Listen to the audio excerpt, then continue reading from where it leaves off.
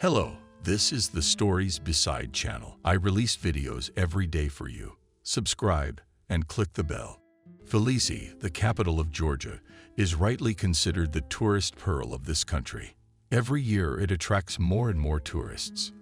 Located on the banks of the Kura River, this city has a special charm that has attracted the hearts of people from all over the world.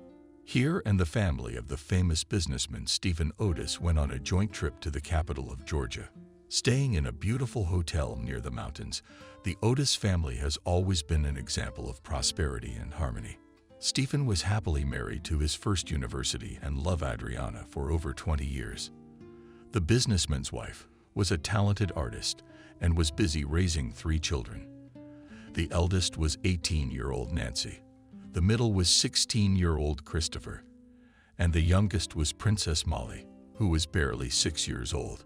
Stephen and Adriana were not only loving parents, but also loyal friends to their children. They spent a lot of time together, traveling, visiting museums and theaters. There was an atmosphere of love, respect, and support in the Otis home. Every evening, the family gathered in their large 2-story apartment. Around the big table, they shared all the news and plans for the future.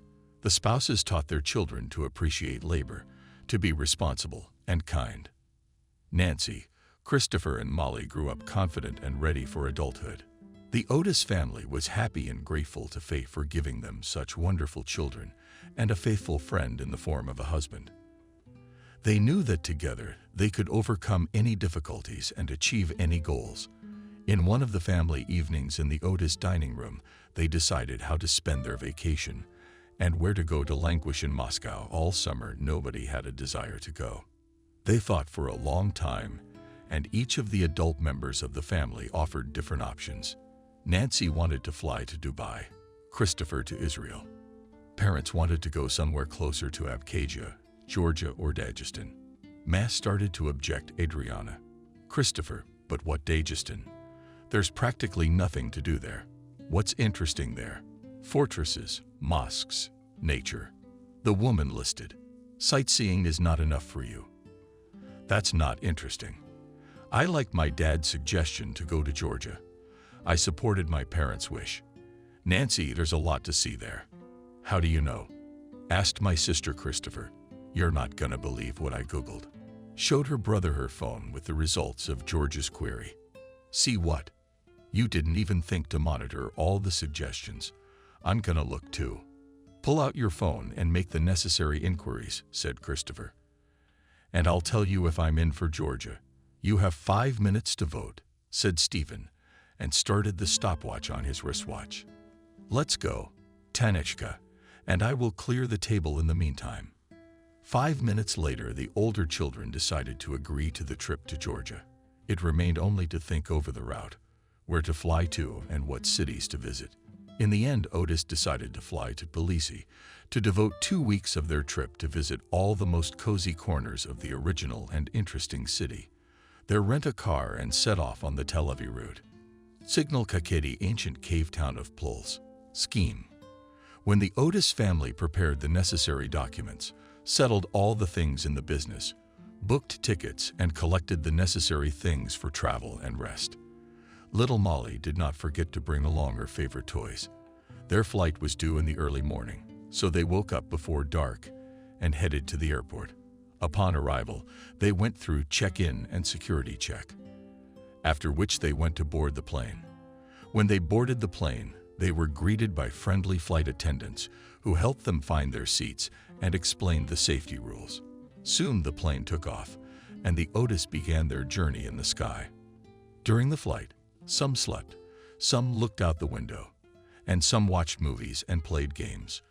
But all Christopher, Molly, and Stephen with Adriana were enjoying the food that the stewards were offering.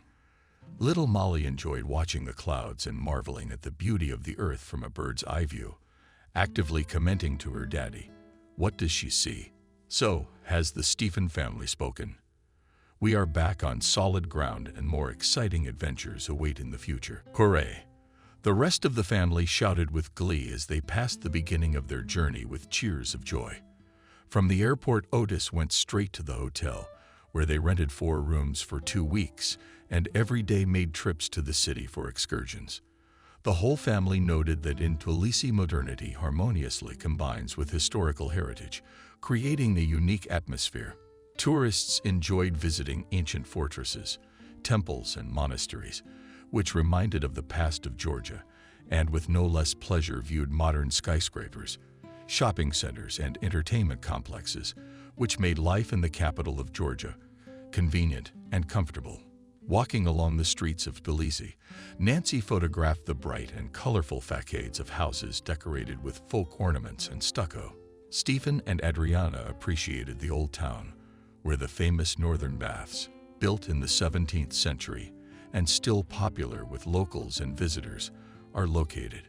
Christopher and Molly were most impressed by the Kura River embankment, where they were able to enjoy the beautiful views of the river and the city, and most importantly, to try Georgian cuisine in one of the many restaurants located on the embankment. When the city sights were over, the Otis family decided to go to the mountains to get a bird's eye view of Tbilisi. Nancy, who didn't want to go for fear of ruining her manicure and tearing things, had to be persuaded the longest. But Mama went back to begging Nancy, "Can't you spend your leisure time in a civilized way?" "What do you call civilized?" Adriana asked her daughter to sit in the room or sleep on the phone, to go down to the table only. "You're exaggerating again, Mom," sighed Camille. "Civilized. It's city tours, museums, a motorboat on the river Camille in the mountains. Well, that sort of thing. You're grown-ups. You need it. And you're an adult too," the woman reminded me. "Soon to be 19. And you're acting like a spoiled teenager. You don't want to come with us, that's fine. But you can't go alone in a foreign country. You're gonna sit in your room and wait for us. And it's clear you've planned a bed for the whole day, but we'll come back. And then we'll go for a walk along the night quay until the evening alone, without jumping out of bed." Nancy began to gather. "I'd better go with you. I don't want to puff myself up all by myself, but I'll have to redo my manicure." "You will," Adriana smiled. "Daddy paid for the course and bought you everything you need for a reason. Get dressed quickly. You have 15 minutes to get ready. I'll meet you downstairs." An hour later, the Otis family was on their way to the bottom of the mountain motorcycle, which is part of the Sagittarius Ridge. There they were met by a guide who would take them to the top of the mountain to the highest point of Tbilisi and tell them about the sights. A powerful path led the tourists to the elevator that would take them to the top. The tour guide was pouring out facts and interesting stories like from a cornucopia. "Let me remind you that this is the highest point of Tbilisi," the guide told us, "as much as 740 meters above sea level." "Excuse me," Nancy interrupted him. "Why does it have that name? Does it translate somehow, I suppose?" "Yes, of course it does. The name of the mountain translates from Georgian as the Holy Mountain. Holy Mountain is Christopher." "Yes, literally Holy Mountain. According to legend, the ascetic street David settled here in the 6th century. And in the 19th century, a stone church was built on the site of his prayer room." The guide continued the story. "Around the church since 1929, there is a pantheon with numerous burial places of prominent people of Georgia, famous writers, artists, scientists, and national heroes." "I understand," Stephen inserted a remark into the guide's monologue. "The TV tower is at the very top. We will go to it, or go straight to the Turtle to Him Lake. The TV tower, height of 275 meters, was built in 1955 on the very top of the mountain. It can be seen from almost every corner of the city, and it is one of the symbols of Tbilisi." Excursion guide, stopping near the platform for cars. The funicular continued. "There is also a park where we can go out and a restaurant. One of the walls of the restaurant is decorated with monumental frescoes and paintings dedicated to Pirosmani. We will climb up there as well and go to the lake." A leisurely ascent among beautiful nature took about 10 minutes. During it, Otis listened attentively to the guide, looked around with interest, and took lots of photos to save their memories in a photo album. Climbing to the top, they answered donuts in the cafe, cable car enjoyed the view of the city and walked around the park. After an hour, they headed to the other side of the mountain to reach the Turtles' Lake.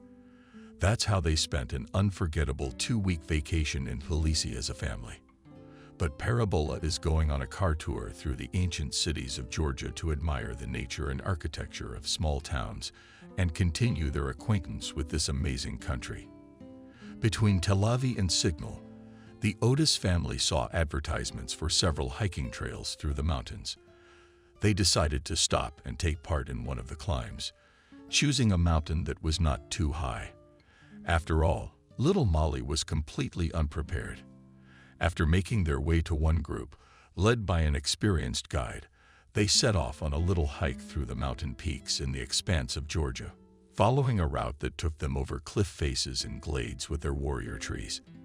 Parents feared for their children's lives. And as, apparently, not for nothing, Nancy liked to take crazy pictures. She got too close to the edge of the cliff and plummeted down so fast that no one had time to react. Nancy. All the family members screamed in unison. Stephen, saving her rather than with her, Stephen, sobbing, rushed to the edge of the cliff.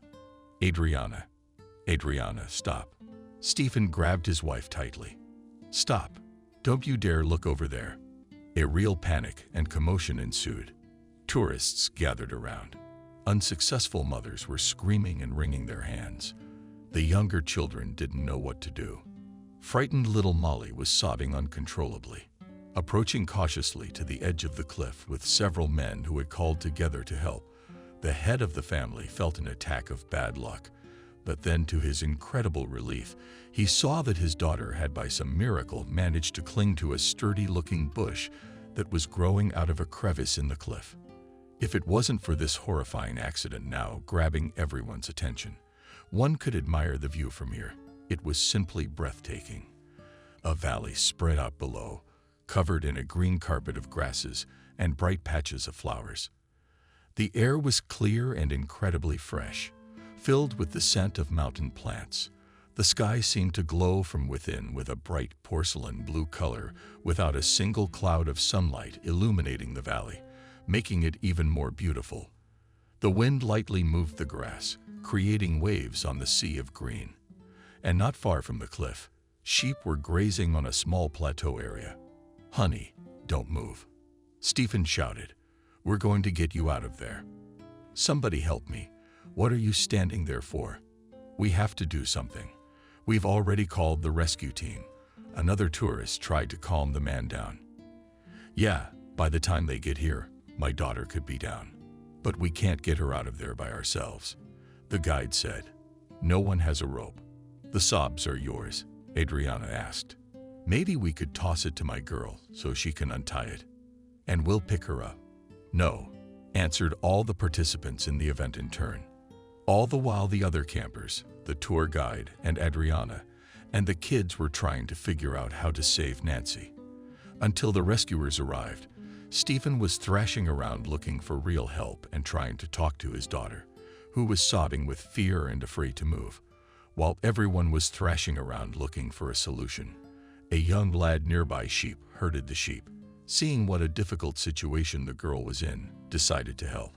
The pasture was covered with lush green grass, which softly sowed bodies under the feet of the guy, who moved towards the rock on which the accident occurred. The sheep were all the while grazing peacefully in the meadow, their white wool glistening in the sunshine. The shepherd was able to climb a ledge low off the ground, so that he could reach Nancy with a rope.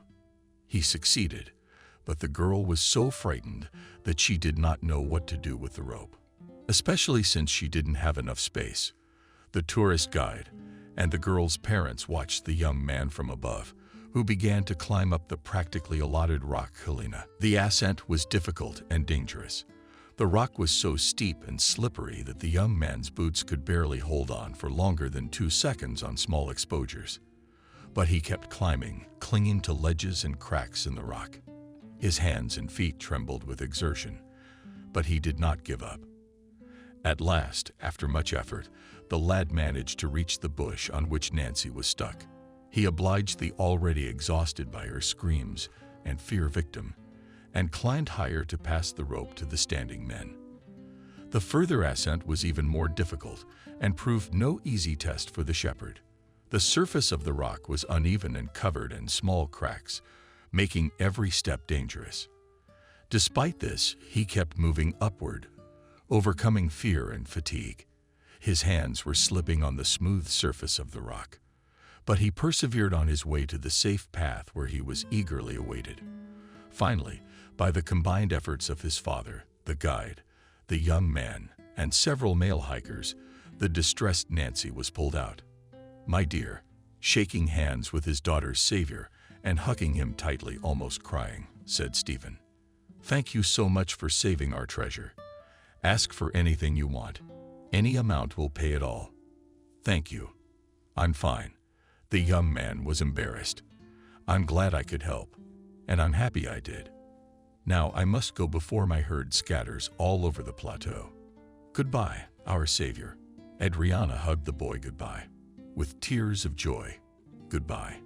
The young man said goodbye to everyone and disappeared from sight around a dangerous corner. "What a noble lad," said Nancy, Stephen's mother.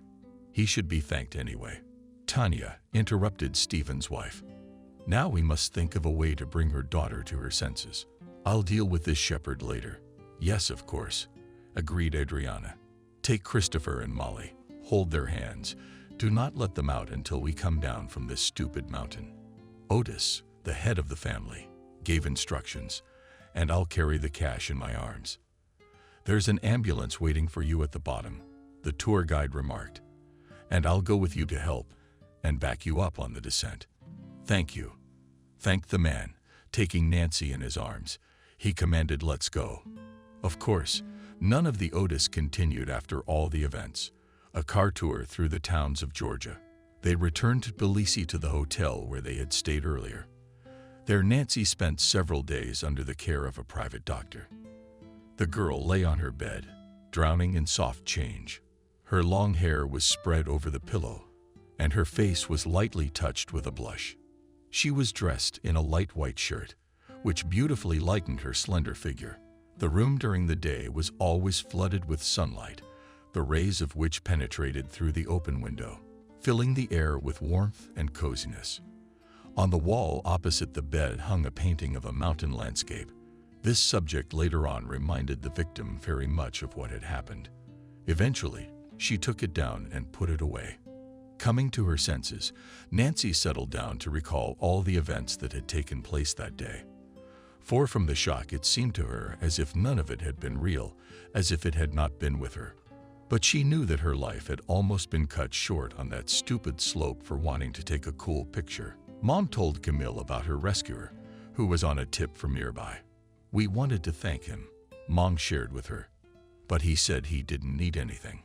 Dad tried to give him an envelope with a small amount, but he handed it back.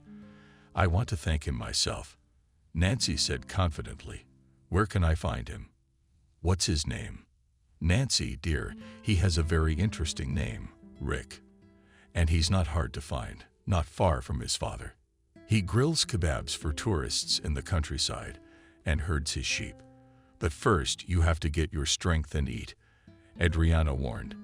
The next morning, without informing her parents, but only leaving a note in the room, Nancy went in search of her savior. On the way, she bought a small souvenir, a bottle of Vegiani wine. The girl very quickly found the parking lot of her savior, and when she hesitantly froze quite close, she could make out the young man who had pulled her through the abyss. Rick appeared to be a man with a distinctly Georgian appearance, tall, slender, with dark hair and slightly swarthy skin. When he turned in her direction, Nancy glared at his eyes, which had an unusually deep dark color, almost black. "Hello," was all Nancy could utter. Both answered in their native language. "Rick, what can I do for you?" "I'm you." The girl was confused. "You don't remember me. A couple days ago, you saved me. I fell off a cliff, and a beautiful stranger smiled, and a guy, for the rescue of which everyone wants to hand me money. I'm glad you're okay. But I'm not going to change my mind about the financial reward. Every self-respecting man would do the same. My name is Nancy." The girl blushed, And I didn't come for that. Or rather, I came to thank you for saving me. But I didn't bring money. I brought wine. They say it's very tasty. I thought you might like to accept such a modest gift from a rescued person. Nice to meet you. Nancy. My name is Rick. But you obviously already know that from the wine. Thank you. Chuckles. It's my pleasure. Would you like a kebab? I'd love one. While Rick prepared the necessary ingredients, sliced the meat, forgot our puree, and set them on the brazier, Nancy was chopping onions and spooning Billy sauce over the meat to make it more succulent. As we talked, the young man kept making sure the meat didn't burn but was still good about roasting, and in doing so, he never stopped sharing stories from his life. Nancy listened avidly to Rick's pleasant, deep, and richly toned timbre, which seemed to nod to the girl. The young people had long ago switched to you and were telling each other about themselves and eating freshly fried kebabs with great appetite.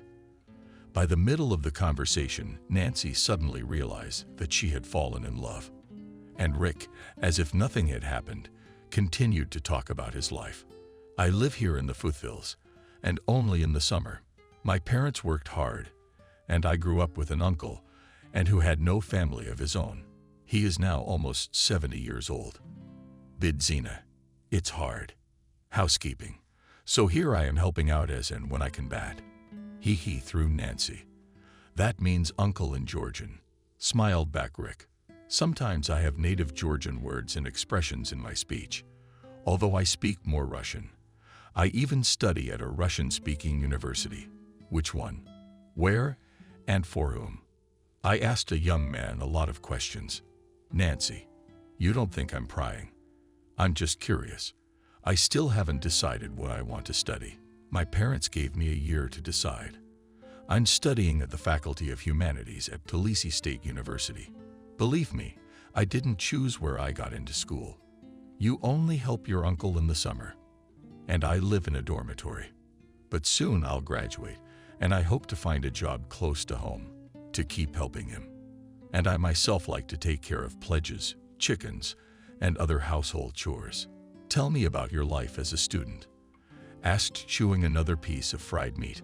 I'm very interested. Student life is full of adventures and interesting events or innovations, began the story Rick. Every day becomes a new challenge for us. So everyone stared fearfully at the guy, perplexed Nancy. No, of course not, laughed the shepherd. I'm just kidding. But we do have adventures, although it's more of a quest. What kind of quest? Who has time to bathe before the couples? Generally the showers, which is one for the whole floor. Rick started listing off by twiddling his thumbs, then whether you can have breakfast, because someone might have already eaten your food or burned the kettle. Bloody hell. That's all the girl could say. But you get used to it quickly. It's very interesting at university. We socialize a lot with friends, with classmates, play computer games, and I often read books. You can participate in various student clubs and activities, which helps you develop your skills and knowledge. I like to read too. I even dream of writing. I don't know yet though. Nancy shared her thoughts. What exactly are you reading? But I really like John. Without thinking, answered Rick. Well, and Russian classics I read. I'm interested in that too. I was especially impressed by Dostoevsky. And you have a favorite book? I'm a book music lover, said Nancy. I read everything that I like and interested in the annotations, but more often it's detectives, fantasy, novels, but not love, but family sagas, for example. And my favorite is A Banal Bookmaster and Margarita. Everyone knows it now. Yeah, it's incredibly popular, and I'm cool with it. I have another favorite book, Perfumer. The story of one murderer, shared by a girl and Jane Eyre. These 3 books I collect in different editions and translations. Good choices, great literary taste, praised Rick. As for me, I can't collect a big library yet, but as soon as I graduated from college and settled either in my parents' house or in my uncle's, I realized my dream to collect the entire collection of books by Sergei Lukianenko. Wonderful plans, said Camille, raising her glass. We should drink to the realization of dreams. Let's drink to dreams that should come true. Rick won the hearts of a young metropolitan girl who had never seen such a handsome, intelligent, and brave man. When he decided to walk Nancy to the hotel, the girl agreed. Almost reaching the hotel, she confessed her sympathy to the young man. Rick was not averse to having an affair with a beautiful young Russian woman, so he offered her to meet tomorrow and go on a date. Happy and elated Nancy returned to the hotel in high spirits, where her angry parents, who could not contact her all day, were waiting for her. After all, the glossless had left her cell phone in her room. The young couple met in secret. Nancy was afraid to tell their parents that she was in a relationship with a Georgian. She had to come up with ridiculous excuses not to go to dinner with her family or not to participate in excursions. But the date of their departure arrived. The day before, Rick and Nancy exchanged contacts and promised to write and call each other constantly. The rest of the summer and the whole fall the lovers spent at a distance. They were constantly video calling and texting every minute of the day. On winter vacation, Nancy decided to come to her beloved in Tbilisi, but she came up with a completely different story for her parents. What was it? Surprised Adriana. When the daughter announced her plans for the winter holidays, ski resort, Nancy told us, in Adygia and Krasnodar region, Lisa and I want to go skiing for a week. Two young, beautiful girls tried to talk my daughter Stephen out of going. One will go to hell to go skiing. Unthinkable. You think it over. I'm not talking to Lisa. She has her own parents. But we're not done with you yet. But Dad started to whine and pity Nancy. Her parents are letting her go. And I'm stuck here like a schoolgirl in front of you, going to a night disco. We'll get rooms. We'll be supervised by instructors. It's a gated community. I promise we won't go off base. Crazy.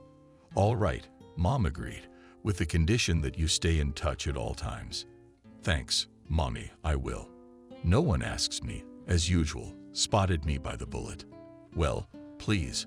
Okay, waved in the direction of his daughter Otis. But keep Mommy's condition. What can I do with you? You're gonna be 19 soon. You're Miss Independent. Thank you very much. Nancy hugged her father. I'll run to the Mariinsky and pack my bags. Don't you need to buy tickets? Adriana asked. I already bought them. I knew you would agree. Sending a kiss from the stairs, the girl ran to her room. The girl very quickly got ready for the road, persuaded Lisa to fly with her, but only to Georgia, not to Moisture. And happy on January 1, she flew with her friend to Tbilisi. Rick met them there, joyful and madly in love with his girlfriend. The friend settled in a separate room, but when her parents called, Nancy was always near, creating the necessary alibi. And in the rest of the time the girl was walking, getting acquainted with the city and national peculiarities on her own. After all, Nancy did not leave her beloved not a step away. Rick decided to show the girl in the capital of Georgia what they had not seen with their parents in one of the evenings, when the sun was slowly descending over Tbilisi, enveloping the city in a golden pink glow, and the city walls, decorated with ancient frescoes and mosaics, sparkled in the rays of the setting sun like precious stones. The boy led Nancy through the narrow streets of the city. They walked leisurely, holding hands. Among the ancient buildings and ancient churches they strolled, inhaling the fragrance of blossoming trees and listening to the birds singing. The lovers were like two parts of one whole, perfectly complementing each other. He was tall and slender, with hair the color of raven, winged and graceful, and delicate, with long curls. Nancy's eyes glowed with love and joy as she looked at Rick. That evening they passed by small cafes and restaurants where the locals were enjoying their evening out, sipping flavored coffee and eating delicious and Georgian dishes. The lovers stopped to buy fresh fruit and sweets from the street vendors. As they strolled through the old town, they noticed a group of musicians playing traditional instruments. Rick and Nancy stopped to listen to the music and enjoy the atmosphere of old Tbilisi. The next day, they decided to go to the botanical garden for a picnic, and tonight they danced under the stars.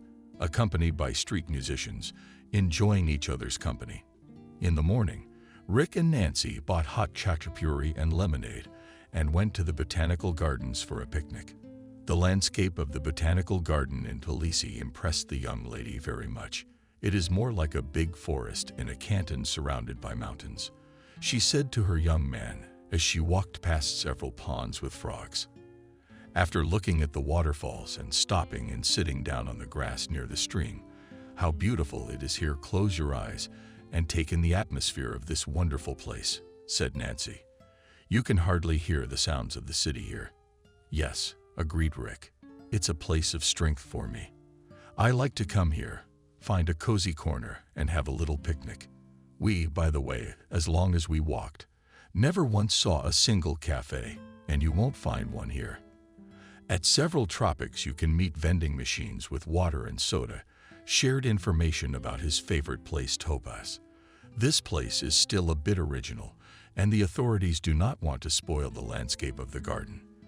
We do not meet such a thing in Moscow," laughed. "If there is a park, square, garden, and so on, there is bound to be a cafe, restaurant, or small stores with ready-to-eat food. I know. I was in the Russian capital a couple of times with my parents. I didn't really like it. Why such a big city? So many places to visit?" Nancy wondered. "It's too noisy, too crowded, and the subway." Rick laughed. "I've never quite figured it out."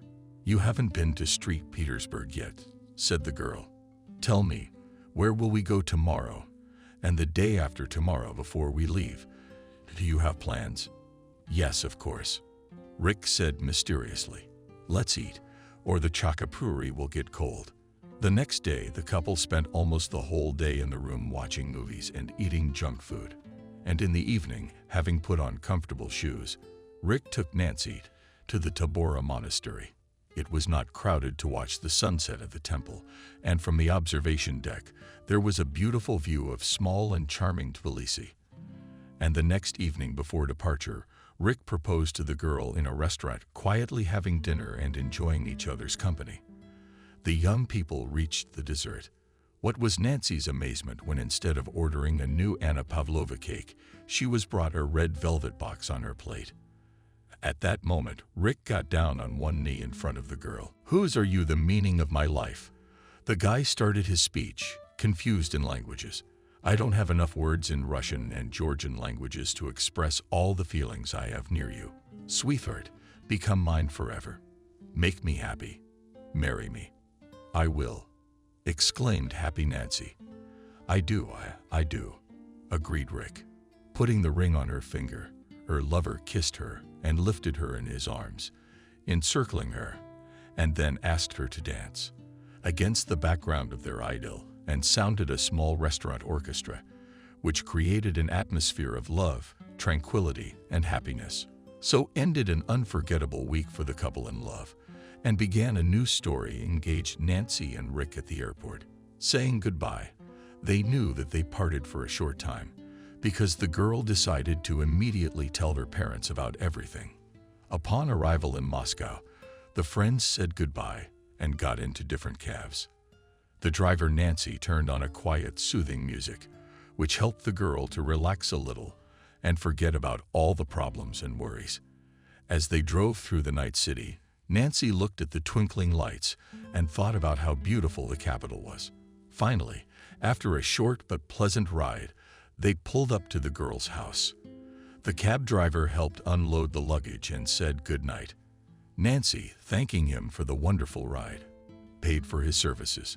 Having gone up to her floor, she opened the door of the apartment and breathed in the familiar cozy smell of her native home. I won't tell them anything today, Nancy thought, hugging her parents. All the talking in the morning. Family. Joyful and disembodied Nancy flew into the dining room. I have wonderful news for you. So anxious to know what his daughter's news was on getting married. The girl blurted out. I mean, Christopher choked on his tea. Nancy, what kind of joke is that? Adriana gasped in surprise. Who is he? Asked the father. It's not a joke. Putting her hand up and showing her ring, Nancy replied. My fiancé, Rick. We have been together for a long time, and we love each other." "Is this the shepherd who saved you?" asked the brother. "Yes, he is. I went to thank him and couldn't part with him. After we left, we stayed in touch all the time, and on New Year's Eve, I decided to visit him." "So you didn't go to see him?" Mom asked. "No. I went to Polisi again, but I was really with Lisa. I didn't know how you would feel about the fact that I went there, so I lied a little. But I have a little decency started to tell off my daughter Stephen. And the fact that you are together and that he proposed to you is an even bigger lie." Sweetie turned to Nancy, the mom. "He's Georgian. Are you ready to be a Muslim?" "Mom, in Georgia, the main religion is the Orthodox Church. We were told about it on the tours, but it's still weird. She's a big girl. Let her decide for herself. We're not thrilled, but he seems like a nice guy. Invite Rick and his parents over." Nancy squealed with joy, threw herself on her father's neck, and smacked her parents on the cheek, and rushed off to call her fiancé with the news and an invitation to come over. Rick agrees with the bride's parents and decides to come with his parents. In 2 weeks, they will return from a business trip and stay in Moscow to wait for their son from Georgia. The long-awaited day came when the son's parents were to meet at the Moscow airport early in the morning. Robert, Kevin, and Miranda drove to the airport to meet Rick. Although they were excited, the parents tried to stay calm and not show their emotions. When they saw him in the arrivals, all their hearts sank with happiness. Rick ran up to them, and the parents hugged the young man tightly. Unable to hold back tears of joy when everyone calmed down a bit, the trio went to a restaurant to have lunch, share the news of the last year they hadn't seen each other, and discuss their upcoming introduction to their future in-laws. Rick was the first to speak, the head of the family. "Tell us about the girl and her parents. We don't know anything." "Yes, my boy." Miranda supported the father. "You really surprised us with the wedding and meeting the parents. Do you remember that I told you that I saved a girl who fell off a cliff near the plateau where I was herding my uncle's sheep?" "Yes." The parents responded with glee. "So she and I started hanging out," Rick continued. "And after a while we started dating. But then they moved away. But we kept in touch by phone and video. And times. Robert, Kevin, and HIV love long distance through the phone. And to meet in real life to go get a sweetheart. But we met a few months later on New Year's vacation in Tbilisi." Rick gasped with surprise at the young man's mother.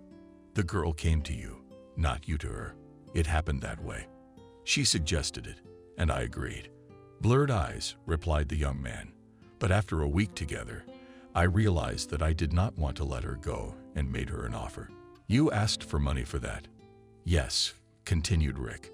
"After the proposal, Nancy went home and told her parents about our engagement. And they, in turn, invited us all over to meet her. And here we are," Robert Marlowe stated. "And here you are.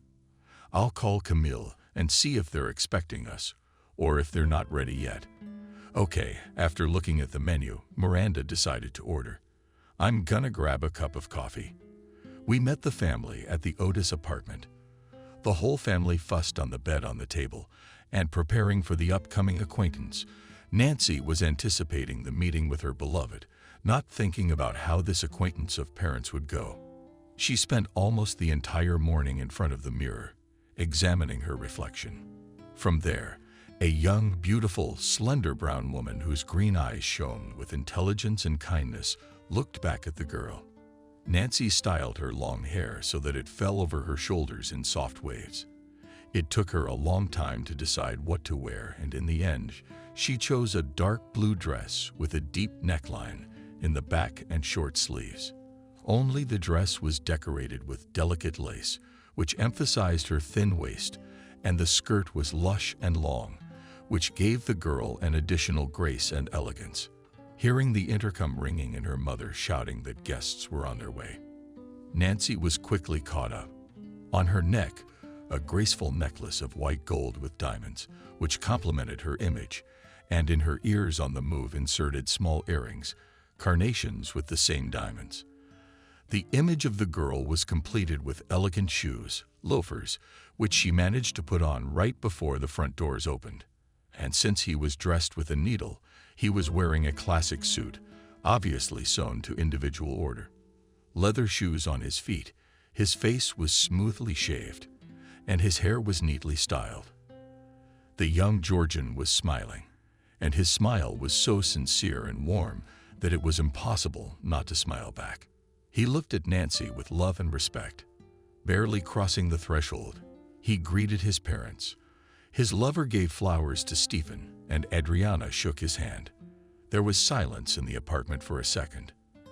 And then there was a sound of ice cream for the kids, ice cream for his grandmother, flowers. Be careful not to confuse Kutuzov. After this quote, the space exploded with ringing laughter from everyone present. Once everyone had calmed down, Rick corrected the errors of his greeting and introduced his parents, and Nancy hers. Then everyone made their way to the table. A huge table was set up in the living room, left with a variety of dishes. Adriana had made sure that everyone was comfortable and no one would go hungry. That's why there were traditional Georgian kakapuri, lamb kebab, homemade pickles, and much more.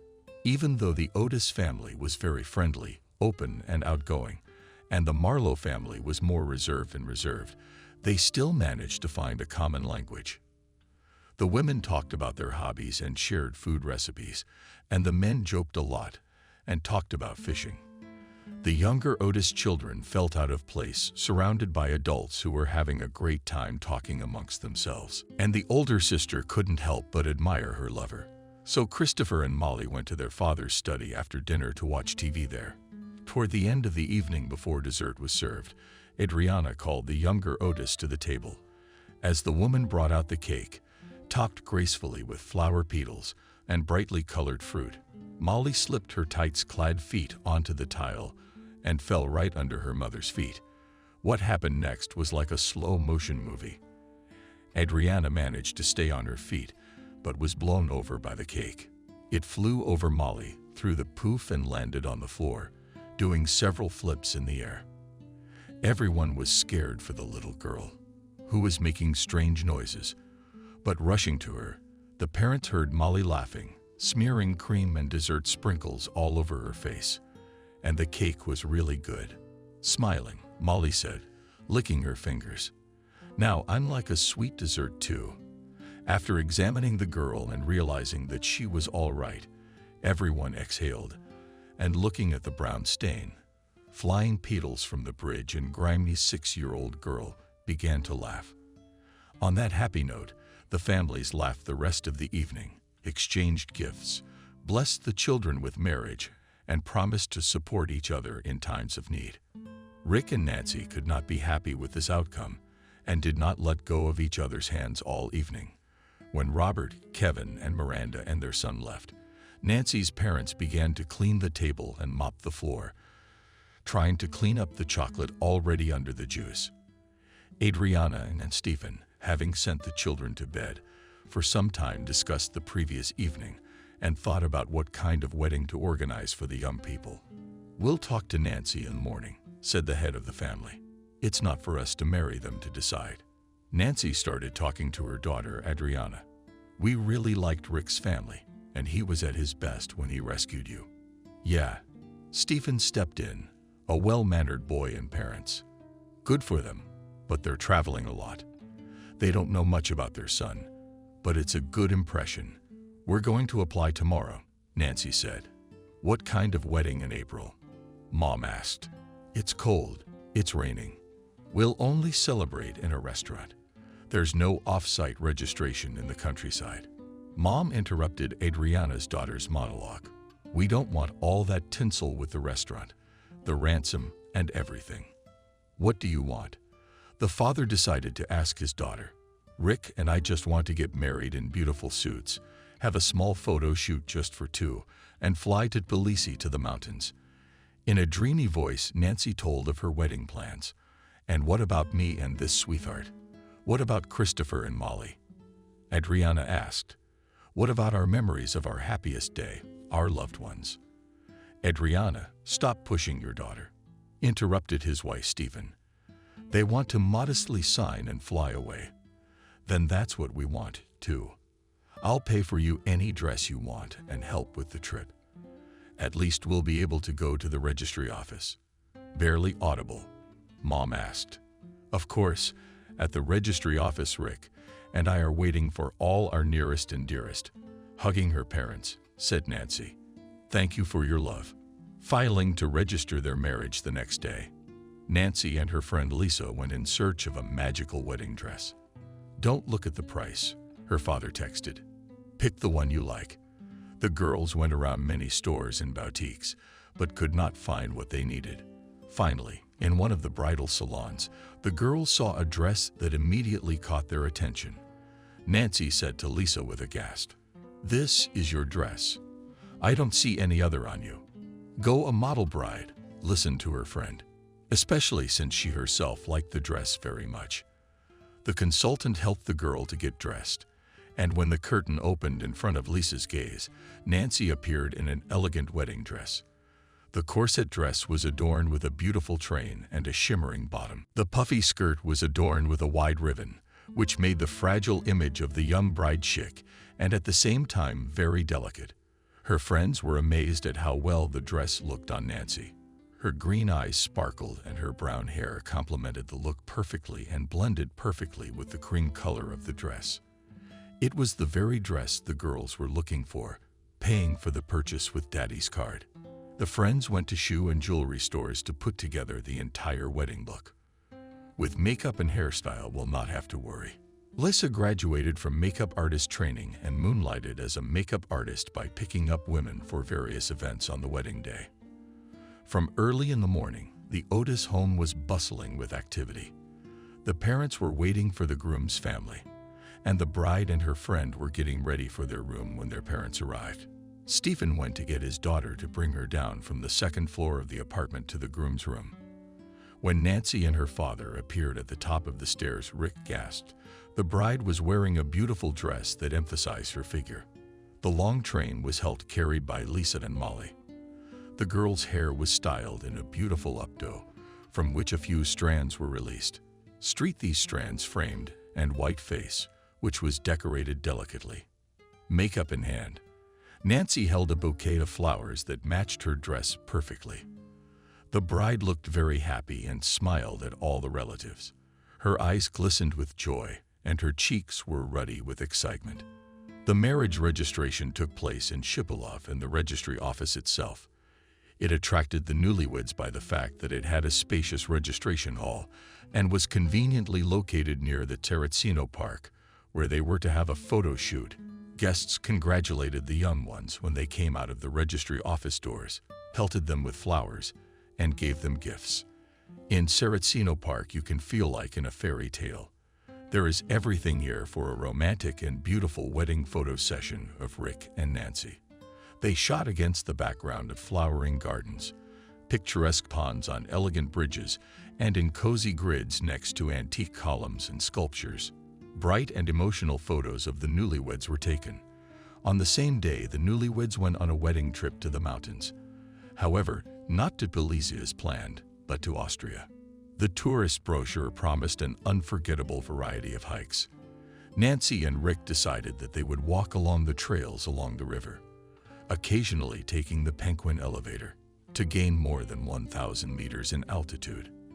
And they also agreed to make time for the main attraction of Meyer, Hoffman, Berlin, Rachelhen, Vigo.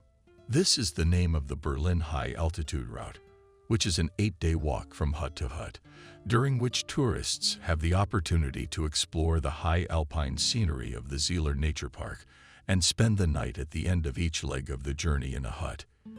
It seemed convenient to the newlyweds, and the fact that from each point there is a route back to the valley, if suddenly they do not like something. After landing at the airport and getting to the hotel, Nancy called her parents and told them about their joint plans to hike the 16th and 17th century Berlin route. She warned that the couple would be out of touch in places, but as soon as she had a chance, she would be sure to let her parents know. 2 days later, Rick and Nancy went on an 8-day hike on the high mountain trail from where the newlyweds never called Stephen and Adriana, who could not find a place for fear for their daughter, but remembering what Rick is capable of, how selflessly he once saved Nancy, decided to wait for news. But they got the news only when the daughter reported in a text message that she was coming home, and the number of her flight-excited parents went to the airport and immediately saw in the passengers their distraught Spruce and daughter, and her husband was not around, apparently was not. Shouted Nancy. Stephen and Adriana rushed towards their daughter, who burst into tears when she saw her parents. Dad and Mom could not get a word out of the girl, so they decided to go home and there try to calm and talk to her. At home, finally, Nancy was able to tell her relatives what had happened on the wedding trip. We went to 19th century Berlin. Occasional sobs. Nancy was talking. 2 points we passed successfully. We were happy. At some point I realized something was wrong with Rick. He was ill. Adriana impatiently interrupted her daughter. No, replied Nancy. I wish he was sick. He just pulled away from me. And on the third day, when we were to continue to the fourth hut, I did not find my husband in our room. I first wanted to go look for him outside, but then I saw a note that he had gone. Where had he gone? Dad asked. Just gone sobbing, said Nancy. Nothing more was said. I decided to turn off the highway and go back to the hotel. There I found that Rick had already been there, packed his things, and withdrew all the money from his card. What money? The one I gave you for your wedding. Yeah, and the money I had before the wedding. Nancy ended her story sadly. What a rascal. And you decided to come back right away. Consoling her daughter, Adriana asked, We should report him. We should report him. Stephen resented him. No, Nancy exclaimed. We're not gonna file a report on anybody. If all he wanted from me was money, I'd learn to throw myself in the deep end. But I can't believe it. He looked at me with such love. Before she could finish her sentence, she burst into tears. Honey, Adriana said, hugging her daughter tightly. Stephen walked out of the room, leaving his wife and daughter from them. He was in a rage. The man decided to call the saints to find out what this behavior of their son was, why he had committed such a despicable act. Dialing Robert, and barely waiting for the matchmaker to pick up the phone, he began to straighten things out. Stephen abruptly interrupted his Marlowe monologue. Wait, I don't know what you're talking about. What did your son do? Having calmed down a little, continued the conversation. Stephen Otis left his wife at the resort and ripped her off. What? Where do you get such information about a daughter who is hysterical, who was able to return home only because she had some money in cash, who was left alone in a strange country? Nervously replied Nancy's father. That can't be true. Robert Kevin said absent-mindedly. He phoned just yesterday, saying how they were having a great time on their own. But that means he's having a great time with some other Camille, said Stephen Riley. Because our Nancy at home is devastated by your son's behavior. I'll look into it, Marlowe promised.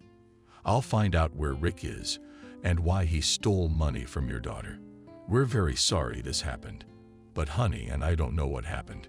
Our son truly loves your daughter. I see Stephen has decided to stop talking. Deal with your son, but don't let me see him in my house until he decides to apologize and return the money. Nancy didn't leave the apartment for a month. Christopher tried not to hit on his sister, and little Molly wanted to cheer her up, but she couldn't do it. After another 2 weeks, the girl began to feel nauseous. Otis first thought it was stress and malnutrition, but Nancy noticed on the woman's calendar that she was 3 weeks late. She asked her mom to buy a pregnancy test, informing her of the delay and taking a test the evening and morning of the next day. Nancy saw 2 bright red stripes on the white small cardboard. Mom called out through the closed bathroom door, and Nancy was confirmed. What to do? Nancy, whatever do you decide to keep the baby or not? Adriana answered her daughter. We have to go to the doctor, get an ultrasound and find out the time frame, and then make a decision. Sign me up for breakfast. Okay, sweetie. And don't tell anyone yet. I asked Nancy. She looked out the door. Not Daddy, not my brother and sister. It was a deal. The next day, she and her mom went to the private clinic where their gynecologist was waiting for them. She was asked to lie down on the couch. A special gel was applied and a monitor was turned on which a special scanner reflects the uterus where the doctor can see the pregnancy. "Congratulations, Nancy," with a smile on her face, said the doctor. "You have a match and a pregnancy. I'm 8 to 9 weeks along, which is consistent with your delay. I can still get an abortion?" asked Nancy. "In principle, yes. Up to 12 weeks, it's possible. But I wouldn't advise surgical intervention at that stage. There are risks. There's already a heartbeat." Adriana just asked. "Turn it on. Let him listen to it."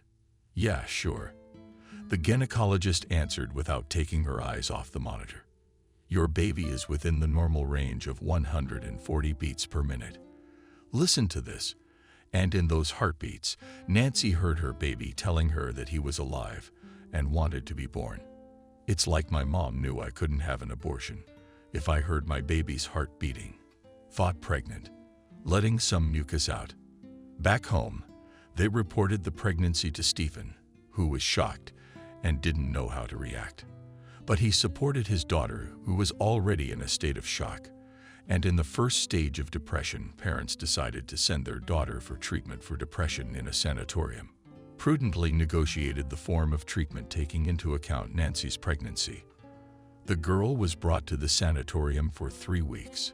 The Otis family rented an apartment not far from the facility so that they would not leave their daughter alone and would be close by even if they could not see Nancy. When they checked the girl into the sanatorium, the head doctor told them that there were 2 psychiatrists, 2 psychotherapists, 2 rehabilitation physicians, and 2 clinical psychologists working in the unit designed to treat depressive spectrum disorders.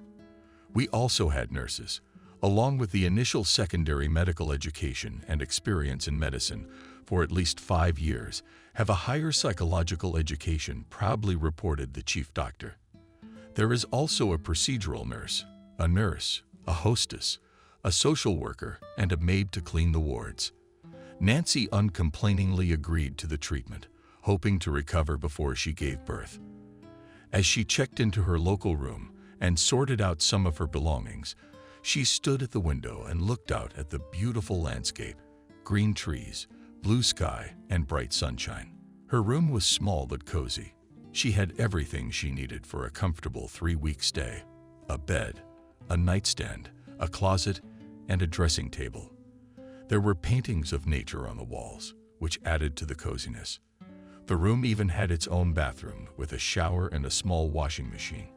There was a knock on the door to inform them that there was breakfast waiting for Nancy in the dining room. Going there, she chose an omelet, yogurt, fruit, and coffee. After eating, Nancy decided to take a walk around the grounds. There is still time before the appointment with the attending physician, Lulu thought, leaving the tray near the kitchen and thanking the dining room staff. The territory of the sanatorium was fenced and was very beautiful and well maintained. There were camille with trees, flower beds with flowers, fountains, and gazebos for relaxing. Camille walked around Camille, enjoyed the fresh air, and listened to the birds singing, not thinking at that moment about anything but the child who was now in her womb. What should she do? How to raise the baby? Would she be able to cope with it? These were the questions that Nancy was asking herself every day, adding more negativity to her condition.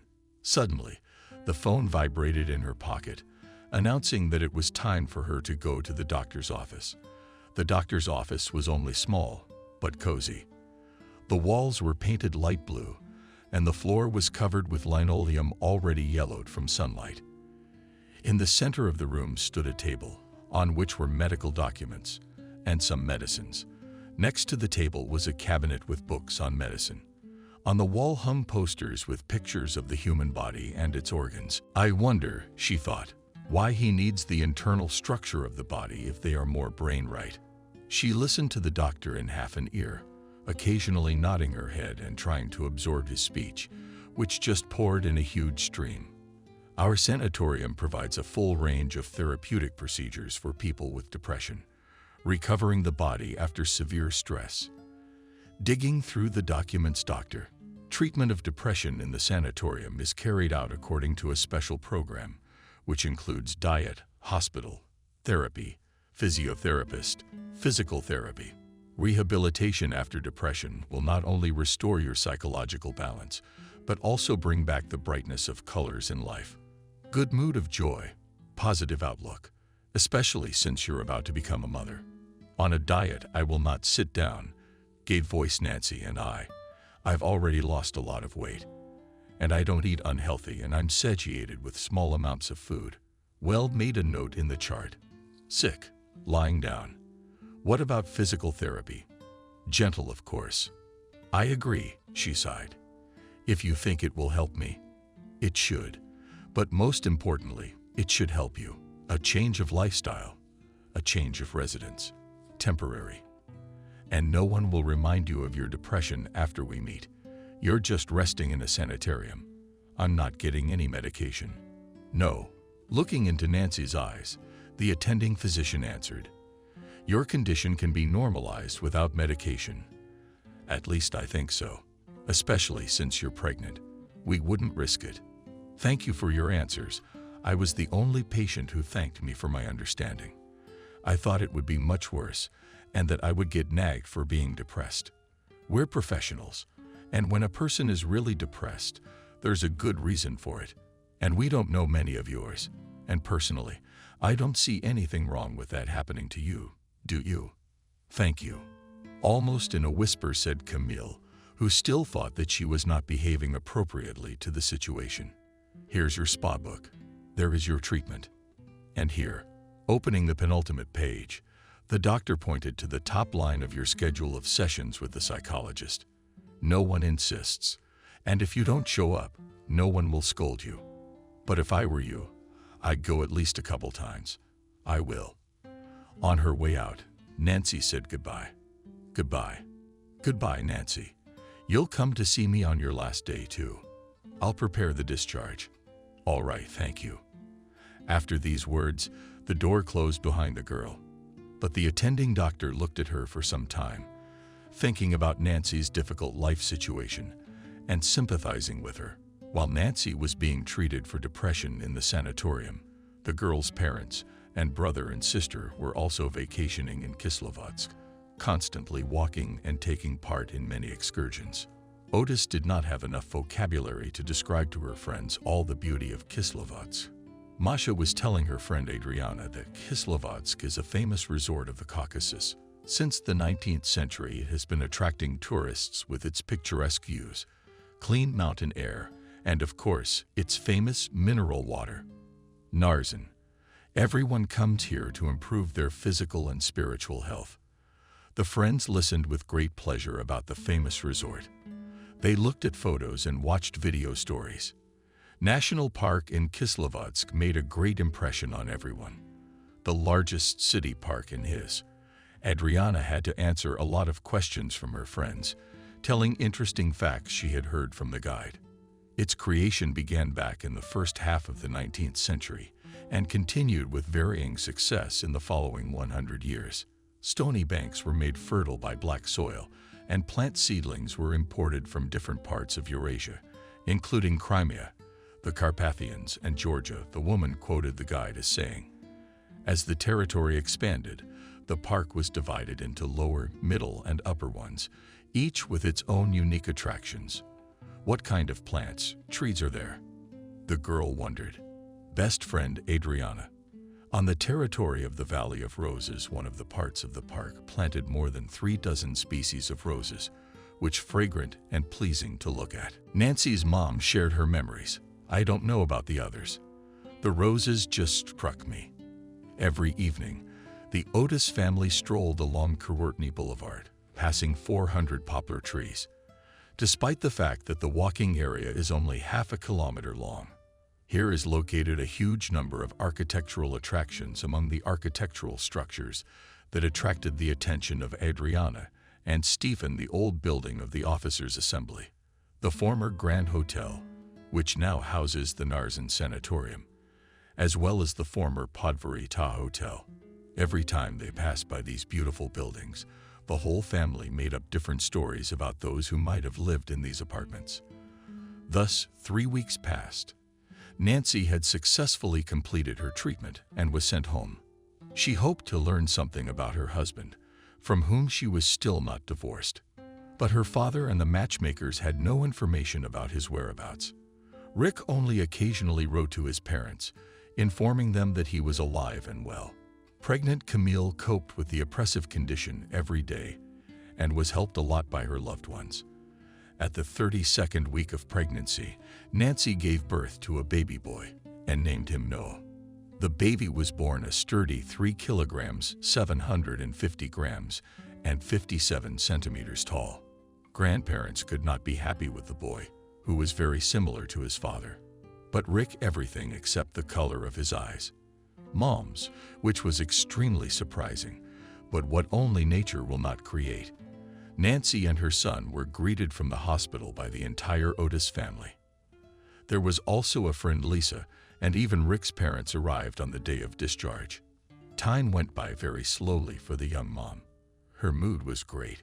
She was already looking forward to seeing her loved ones and introducing them to the new family members.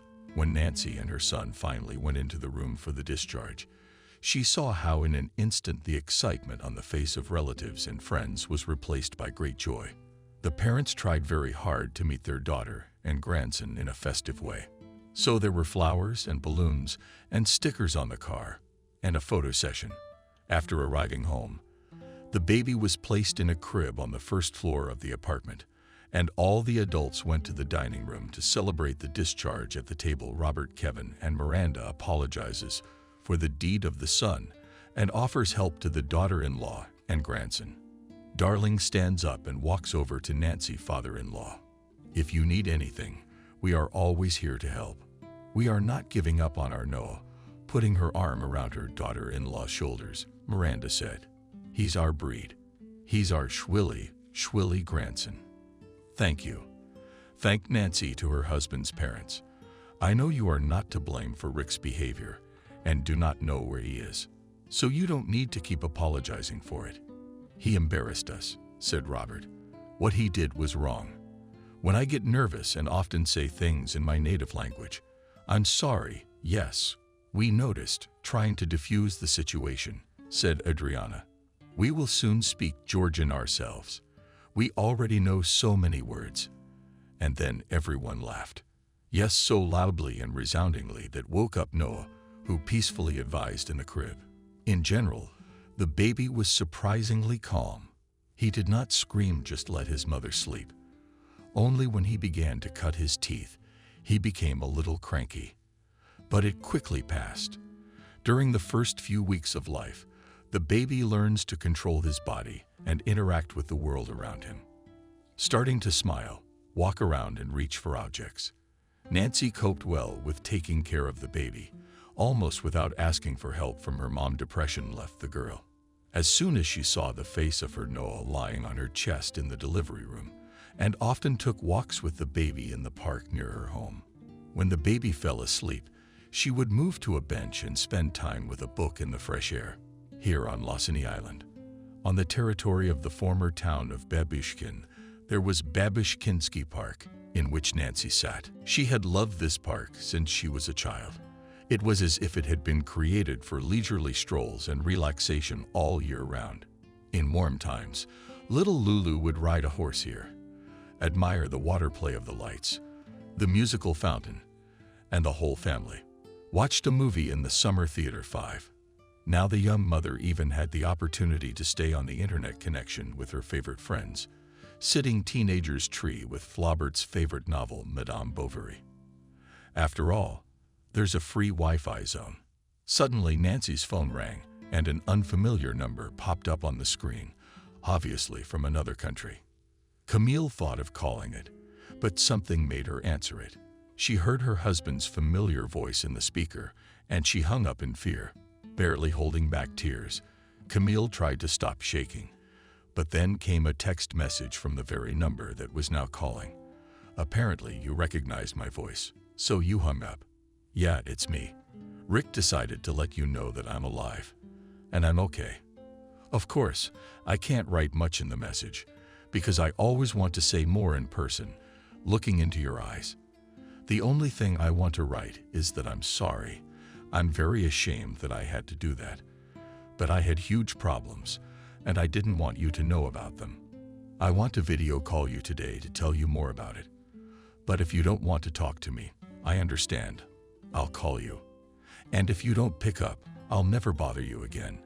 She was still not completely calm. She quickly gathered herself, took the stroller, and quickly moved towards the house, where she called her friend to ask her what to do. Still unable to come to a common decision, Nancy decided to listen to her heart and do what it told her to do at that moment.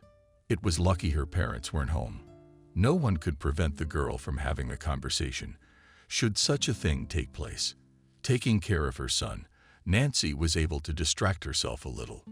But when the phone rang, a familiar tune set to video call, she froze in surprise. Taking the phone in her hands, she didn't hesitate long enough to answer it. The painfully familiar face of her beloved husband appeared on the screen. They were silent for a few minutes, then both of them cried. Having calmed down a little, Nancy's husband began to tell what had happened in his life, that he had to disappear so suddenly for more than a year. Helping my uncle had caused me to miss almost an entire semester. With a sigh, Rick spoke. To keep me from getting expelled, I had to transfer to a tuition-free program, and how to pay for it. It was a shame to ask my parents, so I borrowed money from a loan shark. How did you plan to pay it back? Nancy asked. I thought I'd work and pay it back slowly, but it didn't work out. The interest grew exponentially, and I owed twice as much as I had originally borrowed. I was threatened, beaten. They demanded all the money back at once. They were thugs. Turns out they were. Rick continued the story. 3 days after the last warning, you had an accident. Why didn't you take the reward money from your father then? Didn't he offer it to you? Nancy exclaimed in surprise. But I thought I could solve the financial difficulties myself, and to take money for a deed that anyone could have done. It's not my policy. When you came to me after a time, I decided to improve my financial situation by marrying you. Young, beautiful, and rich. It was all a lie. Holding back tears, Nancy whispered. Our whole relationship, the words, the vows, the promises, all lies. No, Rick interrupted the girl. At first you just seemed to me a beautiful daughter of rich parents, but then I started to grow attached to you. Our long-distance relationship strengthened my feelings, and my desire to marry you was conscious, and it was based on love for you, not love for money. Why did you leave me? But we would have paid the money and lived happily ever after. When they found out I'd married a rich Otis Harris, they ran up the meter and threatened you. So I figured if I dumped you and gave them the money back, they'd calm down. So I did. I kept some of the money I took from you. I went where? To Turkey to work, said Rick with a smile. Sunny Istanbul for a while, working for different companies. Now I run a European-style hotel atelier. I make good money and live well. What happened? That you finally decided to contact me. Nancy asked me a question. I missed you. Trite, but true. And there was a twinge in my chest. A couple months ago, it was like something happened to you. So while I was thinking about it, I decided to call you. It's been almost 2 months. I want to apologize to you again. I didn't want to abandon you, leave you alone, or cheat on you at all. But at the time, I felt like I had no other choice. Who's crying? Just a second. Disappeared from the camera view for a moment and returned with little Noah in her arms, who immediately calmed down in her mom's arms. Meet Rick.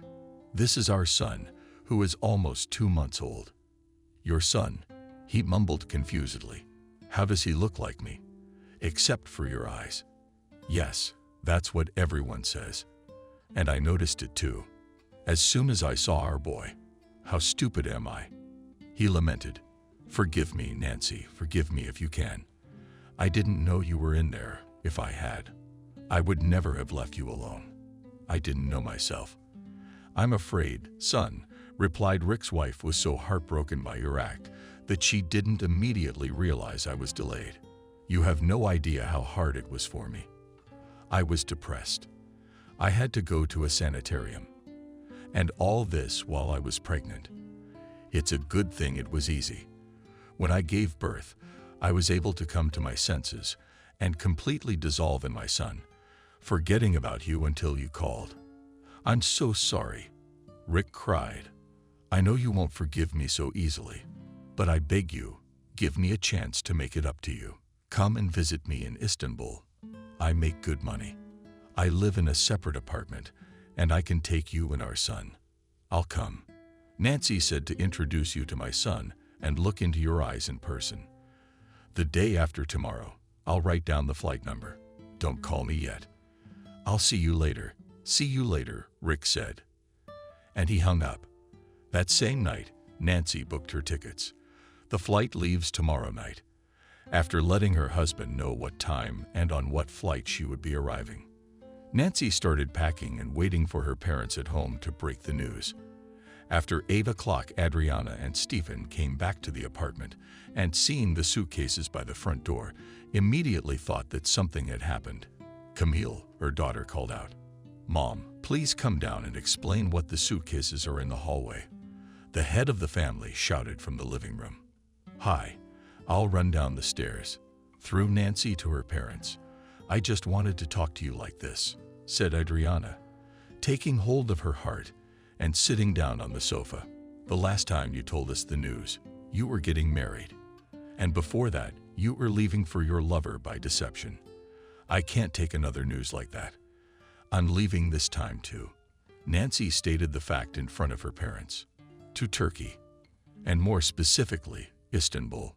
And yes, I'm going with Noah. I think I'll be gone for a while." "And then what happens there?" "Where?" "Turkey," Stephen shouted. "Have you been to Georgia yet? Look how lucky your husband was to steal from you and throw you in the deep end. Do you want a repeat of the scenario?" "Daddy, don't yell." Rising to his feet, the young mother tried to calm the parent. "I'm not 10 years old to do stupid things. With a small child in my arms. I'm going to Noah's father." "Whose father? What kind of father is he?" Stephen Otis started to resent him. "Wait, how do you know he's there?" "He called me today and told me everything. I haven't decided if I'm gonna forgive him or not, but it's my duty to introduce my son to his real dad." "You're not going anywhere. He wants money from you again. Don't argue with me, Adriana." The man turned to his wife. "Say something. Why am I the only one talking to this stupid woman?" "Stephen." The woman tried to calm her husband. "What can you do if she's so determined? Go, baby, if you think it's right. But please, look at the volumes behind the wide-open eyes without rose-colored glasses. What are you talking about?" Otis is angry at his wife. He left her, and there's no excuse or forgiveness. "I always thought his behavior was strange," sadly said Adriana. "He does not look like a man who can abandon his family. Apparently, something terrible happened, and he, being a boy, made a stupid decision." "Thank you, Mom," kissed the woman on the cheek. Nancy put her arm around her father's shoulders and ran to her son to feed him. "You really think so?" "Yes, that's exactly what I thought all along." "I'm a little shocked, of course." Taking a sip of water, the mom said, "Nancy, from our daughter's hasty decisions, but we can't stand on our own. It's her life after all. Good thing after that honeymoon trip we put a tracker in her phone." Stephen chuckled. "So we'll know where Nancy is." "Okay, so much going on in a day, I want to lie down. Can you at least tell me when your flight is?" Adriana asked, walking past the bedroom. "We'll walk you out." "Okay. Good night." Through Nancy to her parents. "Good night, sweetie," the older Otis said with glee. From the very morning, Nancy was full of energy and impatience. After all, this day promised to be the beginning of an amazing adventure for her and her son. Throughout the day, Nancy went through her suitcases, making lists of things to bring, making sure she had everything. And then the evening before her flight, she had doubts about whether she should go. But the doubt didn't last long. She looked at Noah Nancy and realized she was doing the right thing. Flying to Rick Otis drove her daughter to the airport, 300 hours before the flight. At the airport, they checked their luggage and wanted to wait for the flight with Nancy, but she asked them to go home and not worry about her. I am always on the phone reassuring Stephen and Adriana's daughter until they agreed. An hour and a half later, Nancy had gone through all the necessary checks and was standing at the front desk. The smile never left her face because she felt on top of the world, holding Kucherov's angels in her arms. When they announced boarding for the flight, Nancy's heart beat faster. She felt like the heroine of a movie who was setting off to meet her dreams. I've already forgiven him, Nancy thought. How could I not forgive him? For I love him. In this uplifted mood and with joyful thoughts, she went up to the cabin of the airplane. The stewardesses smiled welcomingly as they helped the passengers to their seats. In the cabin, there was an atmosphere of coziness and comfort, and the view from the window on snow-white clouds only strengthened the feeling of joy and serene style. Finally, the plane took off and the journey to Istanbul began. Nancy watched the cities and fields, and then the clouds pass beneath them. And with each passing hour, her excitement grew.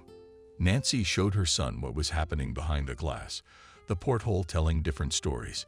And when the baby fell asleep, she herself did the same.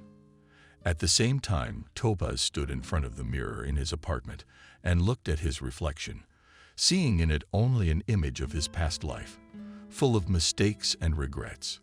He remembered those times when everything seemed possible and simple, when it seemed that his actions would not affect his future life. But the series of decisions he had made had led to loneliness and emptiness. Now, when halfway there was his wife and son, Rick realized that all his mistakes and wrong decisions had left a deep trace in his fate. He couldn't bring back the past and fix everything, but he could start all over again with a clean slate and try to redeem himself and Nancy, whom he had hurt badly. Landing in Turkey was another unforgettable moment for Nancy. When they stepped off the plane, she and Noah were greeted by warm and sunny air filled with the scent of flowers and the sea. Everything around them was so bright and colorful that Nancy couldn't help but smile. As they entered the arrivals area and she began to look for her luggage, she felt someone's gaze on her back. Turning around, Lulu quickly found the familiar, focused look of dark eyes in the welcoming crowd. Her husband, even after a year of separation, was still the same tall, slender man with dark hair only tanned and darker. Rick moved swiftly toward his wife and son and hugged them tightly, so embraced. They stood there for several minutes, not knowing what to say to each other. They silently picked up their luggage and moved towards the exit. That's how the little journey to Istanbul began, where every day was filled with new adventures, meetings, conversations, and unforgettable experiences. Although there were many more discoveries and adventures ahead, Nancy knew that this trip would be remembered forever and would be a pivotal one in their married life. He brought the family to his apartment overlooking the Bosphorus. There he took his son in his arms, and he began to walk around happily, as if he realized that it was his father. Rick played with the baby for a long time, and Nancy silently observed this family idyll. She asked if he had somewhere to put the boy to sleep, to which Rick silently pulled out a crib from behind the screen door. The furniture was obviously new. He must have bought it. Yesterday, thought Nancy, Stella and the crib to the favorite blankets Rick's parents had given her as she put the infant to bed, pre-fed him. She and her husband went to the kitchen to talk in the Turkish man's apartment. The kitchen was not just a place to prepare food, but a cozy corner to spend warm evenings. The walls were painted a delicate shade of ivory, creating an atmosphere of warmth and tranquility. In the center of the kitchen was a large wooden table, and small chairs stood around the table. Natural wood upholstered a floral print fabric on which Nancy and Rick sat across from each other. She glanced around the walls and noticed an antique clock, which with its end reminded her of the quickness of personality and time, and the need to appreciate every moment. Next to the clock was a painting depicting a summer landscape. It added freshness and brightness to the kitchen. I wonder if he thought he had purchased it himself, or if it was already hanging here. Casting a glance at the huge old gas boiler that took up most of the kitchen, it was unkept, even shabby, and reminded Nancy of the times when whole families would gather around it to keep warm and share news. Nancy interrupted the girl's musings. "Rick, thank you for your son. Thank you for keeping the pregnancy alive. I realize you could have terminated it, being full of resentment towards me. Forgive me, please. I'm so sorry. In this year, I've grown, matured both physically and mentally. On my way to you before I even got on the plane, I realized I had forgiven you the moment I decided to pick up the phone when you called on the video link." Nancy rushed over to hug and kiss his spouse. "Man, I didn't even expect you to be able to forgive me. Okay, let's close this topic and discuss our future," Nancy suggested, smiling. "If you are ready to build it with us, with Noah, are you still hesitating?" Rick was surprised. "If I wasn't ready to build my future with you, I would never call you again. And the fact that we have a son has strengthened my desire to redeem myself to you is a good thing. But how are we going to live here or go back to Moscow? I'm not ready to live here permanently. I have a couple of business ideas and a friend with whom we're preparing a startup. If everything works out, the business will be here, and I can live anywhere in the world." "What's the idea?" Nancy wondered. "I'm not telling you yet, and I'm not taking money from you. I have yet to get back what I took from you to fully restore my trust. But I don't want to live in Moscow either. I'm sorry. The big metropolis is not for me.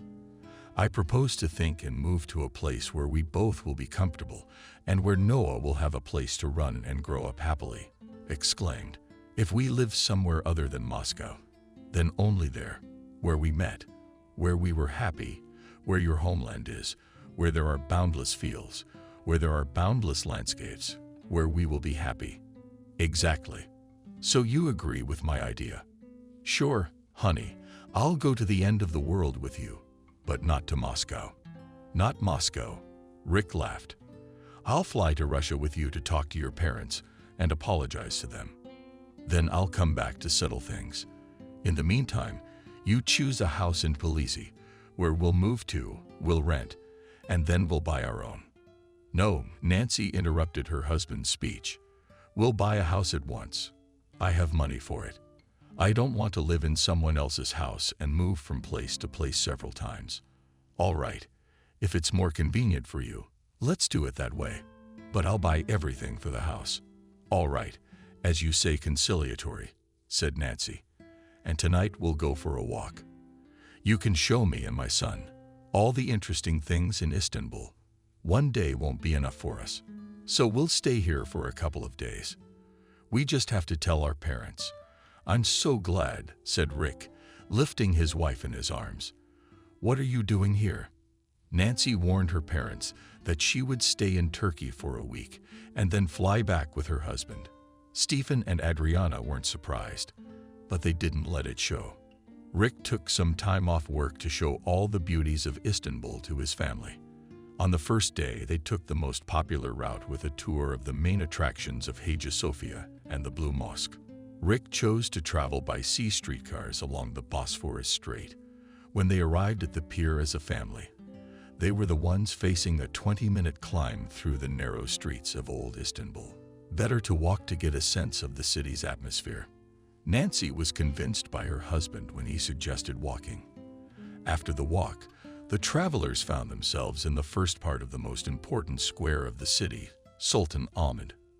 This part consists of small squares with fountains and is surrounded on two sides by the main sites of Istanbul, Hagia Sophia and the Blue Mosque. The mosque made a big impression on Nancy. Rick told her that it is the first mosque in Istanbul, which is more than 400 years old, and it got its name because of the huge number of white and blue handmade pottery from Rostov. The whole family spent a long time wandering around both the temple and the mosque. Nancy had to dig around for now. Otherwise, she would not be allowed to visit the holy places. The next day, they went to Golhan Park. It is worth visiting because it is April, and this is the season of blossoms. Tulipanov told the previous night of Rick's wife. So Nancy learned that the capital of these flowers is not Holland, but Turkey. The husband knew so many interesting facts about this amazing country, which did not cease to amaze the girl. Tulips are the symbol of Turkey and favorite flower, Sultanov told, walking through the park Rick. Even the name he came up with here, and it comes from the name of the fabric for Turkish chumps. Honey, noticing the beds of roses, asked Nancy. It's not just tulips that grow in the park. How long has this park been here? It's practically the center of town. Yes, Jeanettsville. Taking his wife by the hand and stroking his son, who is in slang on the head, continued the story Rick Gull. KP is the oldest park in Istanbul. Look, over there is the Topkapi Palace complex. We're going there the other day, and the park was once part of the palace. The name translates into Russian as the Palace of Roses. In the spring and summer, it has over 80,000 roses in bloom, which are perfectly juxtaposed with gorgeous tulip beds. They ended their walk at the Ataturk monument to the first president of the Turkish Republic. Their Noah's parents looked at the waves of the Bosphorus and made plans for a happy future where their family would grow. And the boy was getting brothers and sisters. During the week, Nancy saw many interesting things in Turkey. She visited many sites, among them Topkapi Palace, Süleymani Mosque, Maiden Tower, Cistern, Basilica, and many others. Before returning home, she was very nervous because she did not know how Rick's conversation with her parents would go, and more importantly, how his meeting with his parents would go. Robert was very scolding and spoke in Georgian, expressing to his son his dissatisfaction with his behavior.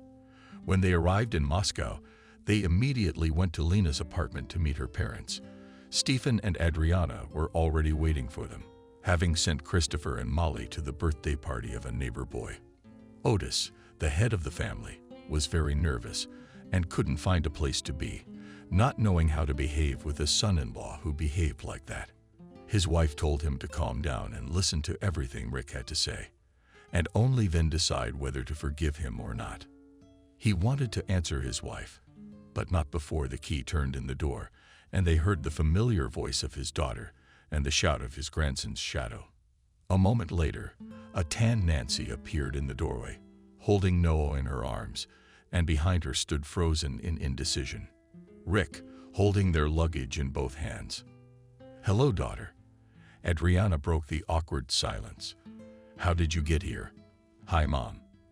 At the parent and handing her grandchild to her, Nancy said, "We arrived well, without incident. We have a lot of news for you, and most importantly, gifts."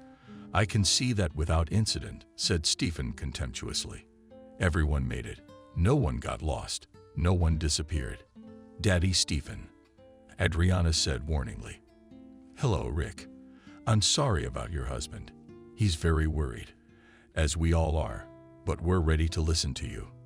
"Hello," greeted the son-in-law of his wife's parents, closing the door and inviting them into the living room. "I won't talk long. There is no excuse for what I did.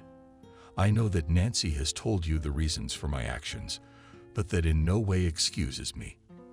I am a man, and this behavior is unbecoming." That's a good point made by Stephen Otis. "I do not even hope for your forgiveness, but I will try to restore faith in me as a worthy spouse of your daughter." Turning to his father-in-law, Rick said, "I will return all the money I stole from Nancy. Not immediately, of course, but within a year." "Mom, Dad," Nancy entered the conversation. "We decided to move to Tbilisi, buy a house and live there as a family, build our lives independently." "Wait." Dumbfounded by the news, Stephen tried to understand how it was so quickly made another decision of the daughter. "You have not had time to reconcile with him, and are already making plans for the future. But he'll give me back the money he stole. Let him be thankful I didn't report him."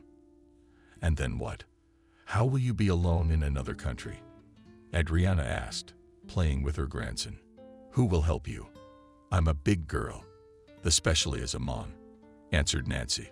"We'll help each other, especially since Rick is about to start a small business in Turkey, and I've wanted to write books for a long time. And I've already started taking notes to write some fairy tales for children." And we won't be in Georgia. One hugged his wife by the shoulders. Marlowe remarked. My parents have settled there, who have retired and will no longer disappear on business trips.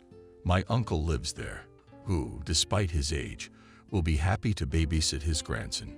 It's nature, mountain air, and my and Noah's little homeland.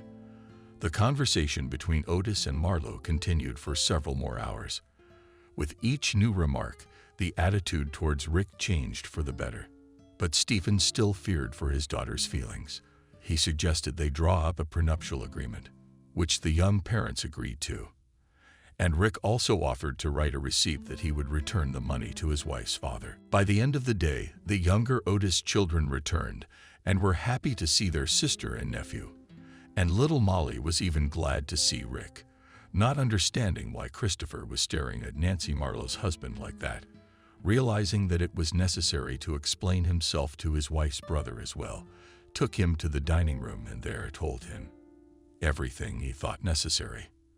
After hearing a lot of negativity and threats in response, Rick silently offered his hand for a handshake, and the teenager shook it, thus showing that forgiveness is possible. That same day, the man went to his parents' house to hesitate in front of the apartment that Robert, Kevin, and Miranda rented every time they stayed in Moscow. He gathered his thoughts before he pressed the bell.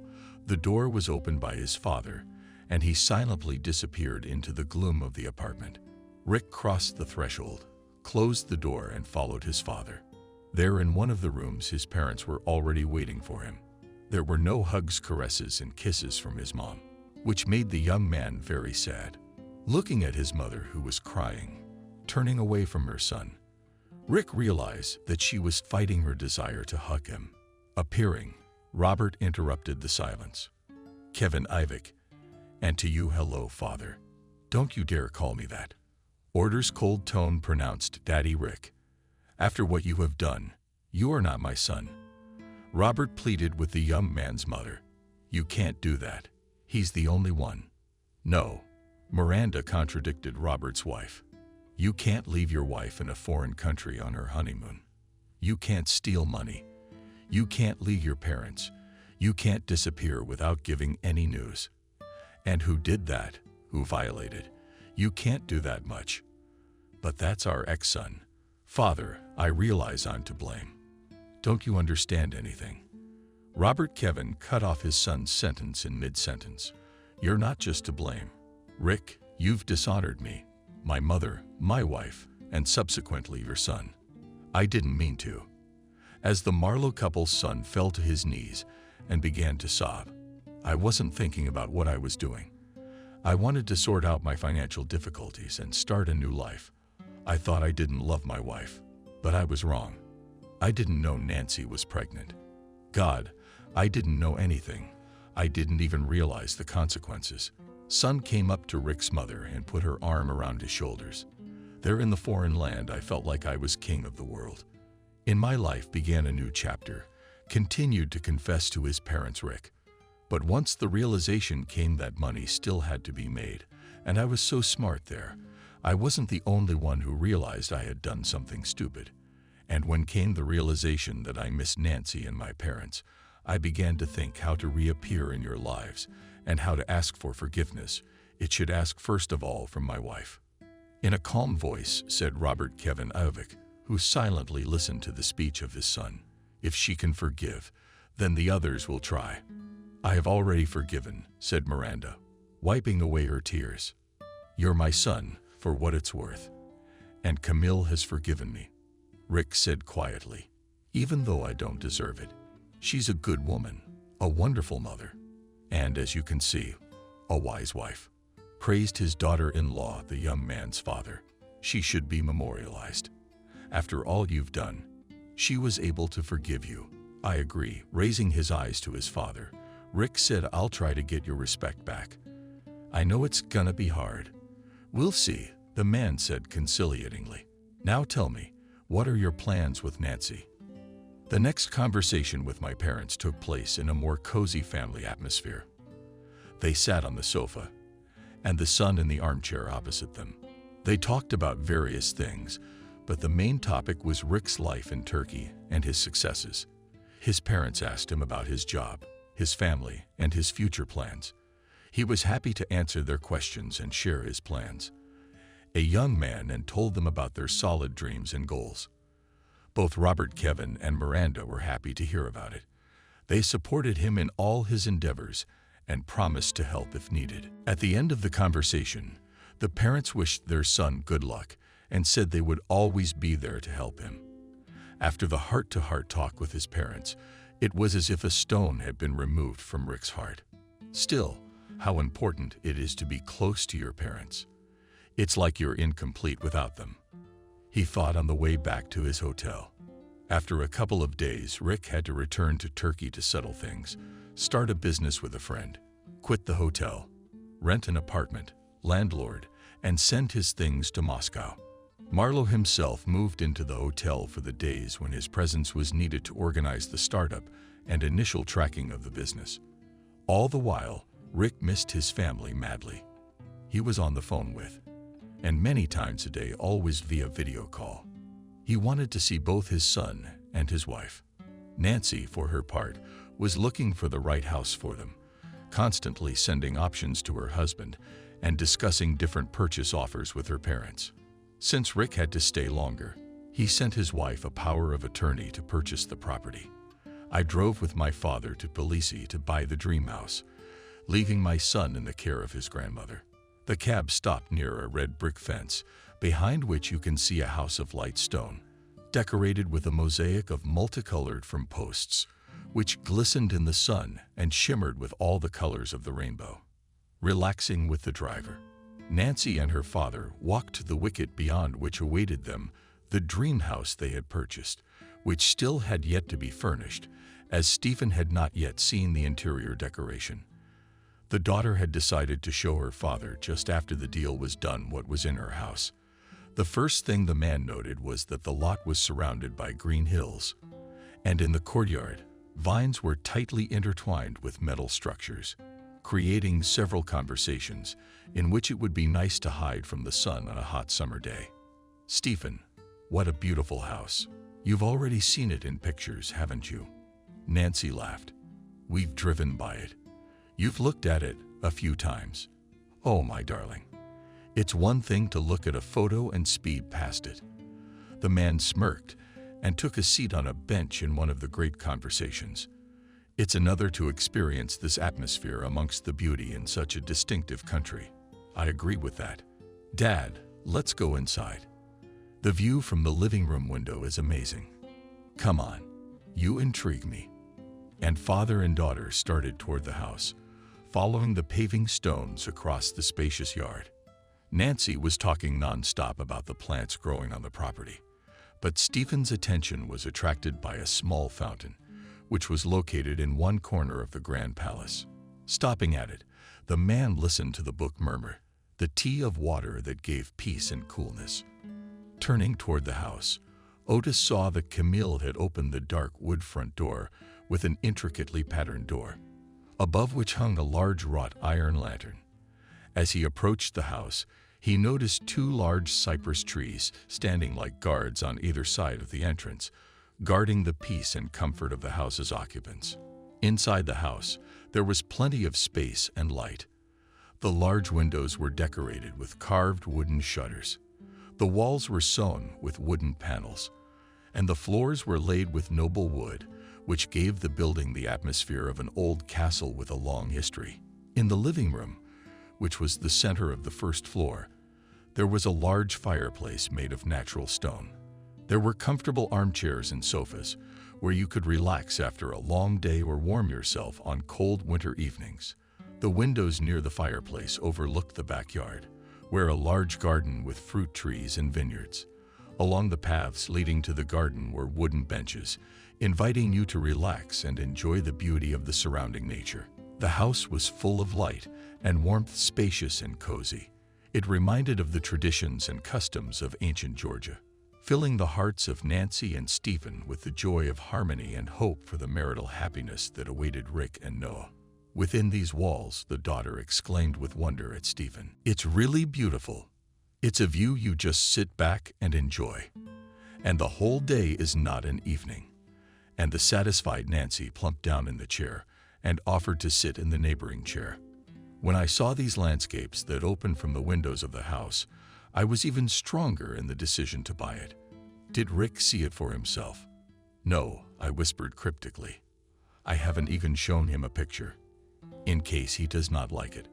Surprised the girl's father. Such a house with a view of the mountains and a huge home garden. I doubt it. Standing up from the chair and coming close to the window, Nancy continued, especially since he said he trusts me completely. That's nice. Come on, let's go and show you the second floor, Stephen Otis suggested. Let's go. A month after buying the house, the Marlowe family moved in completely. Nancy from Moscow brought a lot of things for herself and her son, and Rick from Turkey brought a lot of original interior decorations and several carpets that decorated the living room, bedroom, and 2 children's rooms. The couple had not yet finished decorating the guest rooms, as they were in a hurry to move. They still had to completely unpack, organize the living room and kitchen, as well as fix a few benches in the yard and get a dog. Rick really liked the house his spouse had chosen. He admired the new house and felt comfortable and cozy in it. He couldn't wait to start a new life in it, thought Rick, hugging his wife on the doorstep of their family nest. Every evening they walked around Tbilisi, spent cozy sit-downs by the fireplace, admiring their garden and rejoicing at Noah's first steps and words. Rick loved to look at his wife, shrouded in a halo of tenderness and grace. Her movements were always fluid and graceful, as if she were floating on the ground rather than walking. Hair in soft waves, not falling on her shoulders, dwarfed the face, emphasizing its refined features. Eyes deep and penetrating looked at her son with kindness and wisdom. Around Nancy hovered an atmosphere of calmness and peace, as if the wife was a source of light and warmth for all who were near. Her presence made Tamara and Noah feel cozy and safe, and they felt protected and happy. Nancy felt strange and couldn't tell if it was from the euphoria and happiness from the move, or was it health-related. After sending her husband and son for a walk, she had taken a pregnancy test and was now sitting on the couch with her eyes wide open in surprise, holding the positive pregnancy test in her hands, and her heart was racing. She couldn't believe it. After all, they hadn't planned to have another baby so soon. But the news was unexpected and at the same time very joyful. After all, the dreams of a big family were becoming a reality. She felt overwhelmed with happiness and excitement for how Rick would react to the news. Going for a walk, father and son decided to have a great time. Rick is tall, slender, and was dressed in lightweight long pants and a shirt. And Noah, small and energetic, was in bright shorts and a t-shirt with the image of his favorite cartoon character. They stepped out of the house, and a world full of possibilities and adventure opened up before them. The air was fresh and cool, filled with the scent of flowers and herbs. The father was telling his son about the different things that surrounded them. The 1-year-old didn't understand everything, but he enjoyed every moment with his dad. Rick showed Noah trees, flowers, and birds, and explained how they lived and what they did. As they walked, they came to a park where there were many playgrounds and rides. There they enjoyed riding on the slides and swings. The father watched his son with a smile on his face, delighted with his happiness and energy. Eventually, the evening was coming to an end, and they returned home, tired but happy. This walk was a special memory for them that Rick will hold in his heart for the rest of his life. Upon returning home, Rick noticed his wife's nervousness and her desire to hide from him. But while she fed her son and put him to bed, he decided not to broach the subject. Rick's parents were happy. "And now we have to go." Getting up from the chair, said Robert. "Kevin Iovich. Goodbye."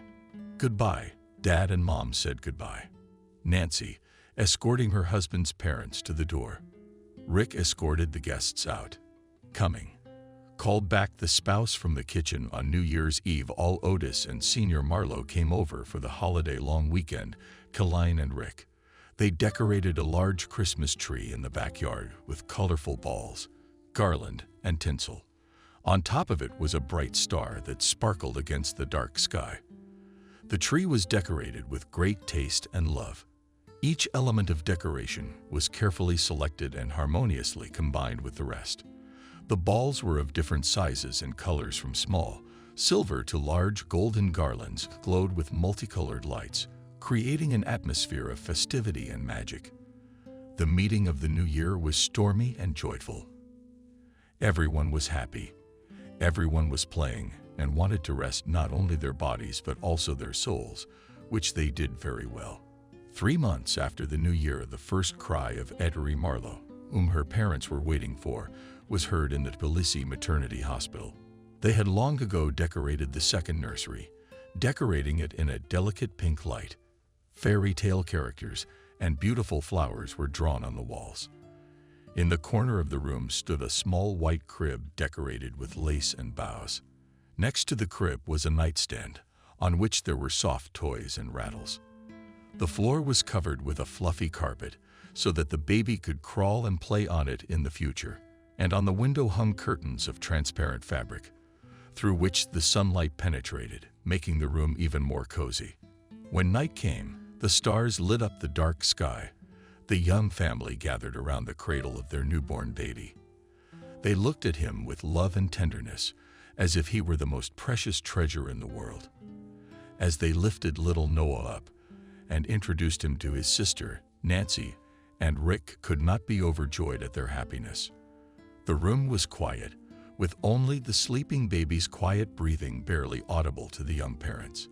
The parents smiled as they looked at Ettore and hugged their eldest son tightly. They knew that their love and care would protect them from all the troubles and dangers that might come their way. So they stood with their lives bent over the cradle and looked at their little miracle that had brought so much joy and happiness into their lives. They realized that their lives would now be filled with new worries and joys, but they were ready for it. After all, what could be better than loving and caring for their babies? Darling. Setting his son down on the floor and taking his hand, Rick spoke on his way to the older child's room. I'm so excited to get to see the first few months of our daughter's life. I'm glad to have you around this time too. Nancy hugged her husband. I can't stop berating myself for abandoning you then, leaving you in that position, forcing you to make the difficult decision to carry alone, to give birth without your husband, putting you to sleep. Noah kept whispering to his wife, Rick, I will never get tired of apologizing to you. Don't. Covering the door to his son's room, he snuggled into his husband's chest. Nancy, don't take old wounds. It's all in the past. Now you're around, and we're happy. Yes, we are happy, and we always will be. Rick gave his wife a big, tight hug. So idyllically, they went to their room 40 days after the baby girl was born. Under the roof of Nancy and Rick's house, a noisy crowd of relatives and close friends had gathered for Ettore's viewing party.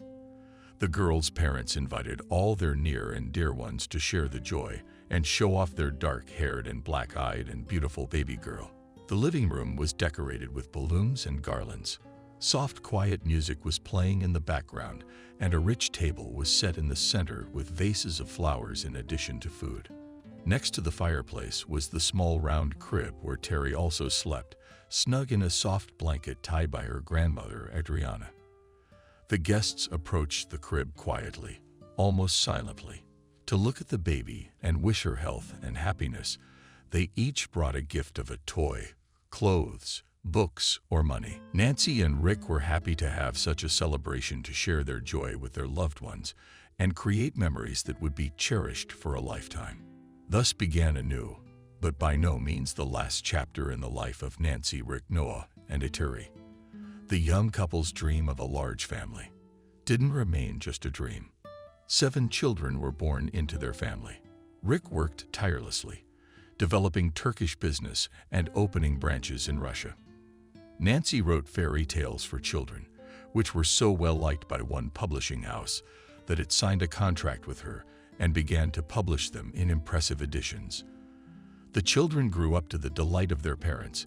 They were friendly and loved each other. On all holidays in their house gathered a noisy crowd, where everyone was a relative or close friend.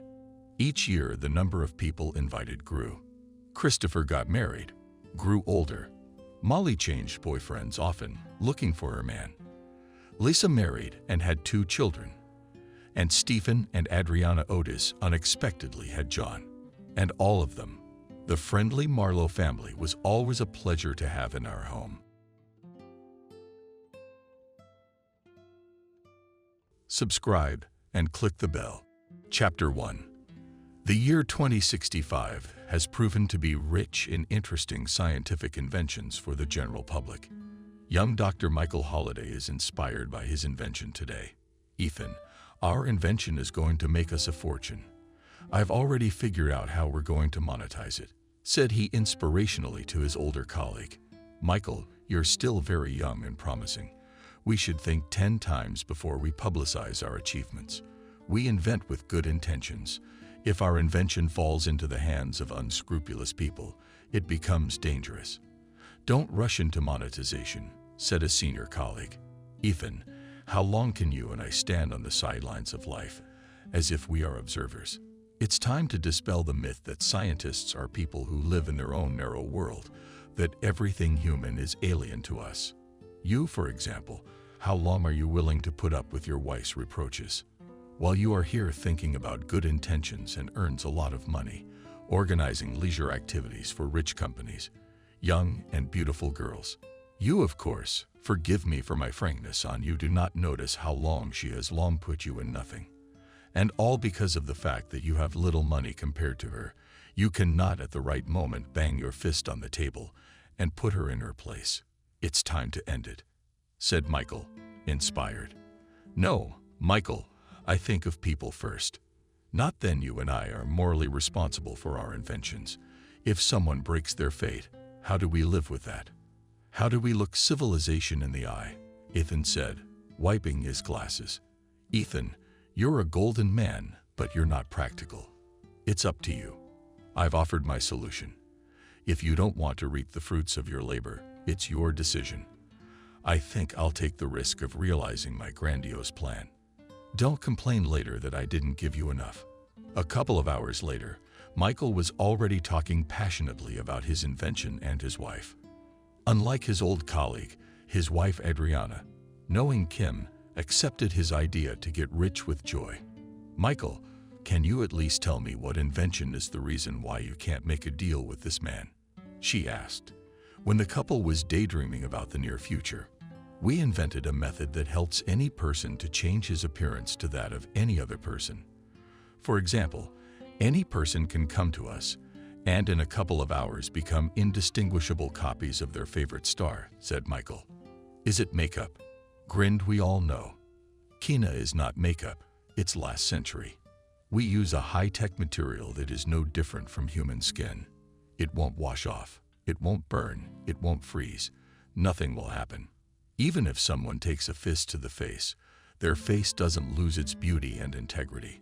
And it costs pennies, Michael said. If it costs pennies, how are you going to make a fortune out of it? Wouldn't it make sense to make it more expensive?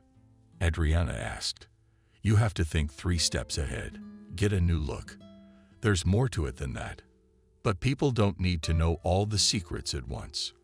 After all, what they want is for any of their problems to be solved quickly and without hassle, and preferably for a nickel. With this task, I think we have coped. There is another stage at which the money will flow to us by the river. You'll just see. Trust your genius, said Michael, dreamily leaned back in his chair. And you can make a face for me. Megan Fox would love to have a face like that, said Adriana. No, honey, I don't want you to use our invention. I haven't told you everything. And we won't tell our clients everything. You don't need to change your appearance. You're already my prettiest, said Michael Holliday, hugging his wife. No, I don't. It's not a matter of principle for me. For me, it's about you realizing your vision so that we can finally afford our dream home, so that we can take advantage of services and stay away from the masses, so that we get the best out of life. And then I'll find something to do and start my own business and earn money too, said Adriana know-it-all dreamily. But things were not so smooth in Ethan's family. His wife, the owner of the most popular escort agency in town, Betty, was not happy with her husband again today. "I'm Benjamin all day long, and there's no one at home to take out the trash or water the flowers." She was outraged from the doorstep. "Honey, I just got home from work too. Give me some time." "I'll do everything," said Ethan, hurriedly putting his briefcase aside and pulling on an apron. "I've given you the best years of my life." "So what? I don't need you to do all the housework yourself. I just need to hire a proper domestic staff. You promised me that 3 years ago. Why don't you give up those inventions of yours, those useless lab tests, and come work for me?" Betty asked her husband reproachfully. "Betty, how can you imagine such a thing? Do you want me to quit science and go to work in your escort agency?" asked he with trembling hands, letting his glasses slip down his nose. "What's the big deal? I've been in this business almost all my life myself from scratch, you could say. At first it took a long time to gain clients with our own hands and feet, and when the competition appeared, you went to a new level. I gathered young ladies and brought the service to a new level. You know, no shortage of customers. But managing staff is always a challenge.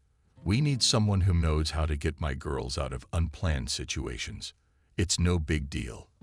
But the money, the real money's out there." "Ethan," said the wife, waving her hands in front of her husband. While the mother and father were arguing, their daughter Christina woke up. "Don't you miss you for 7 days?"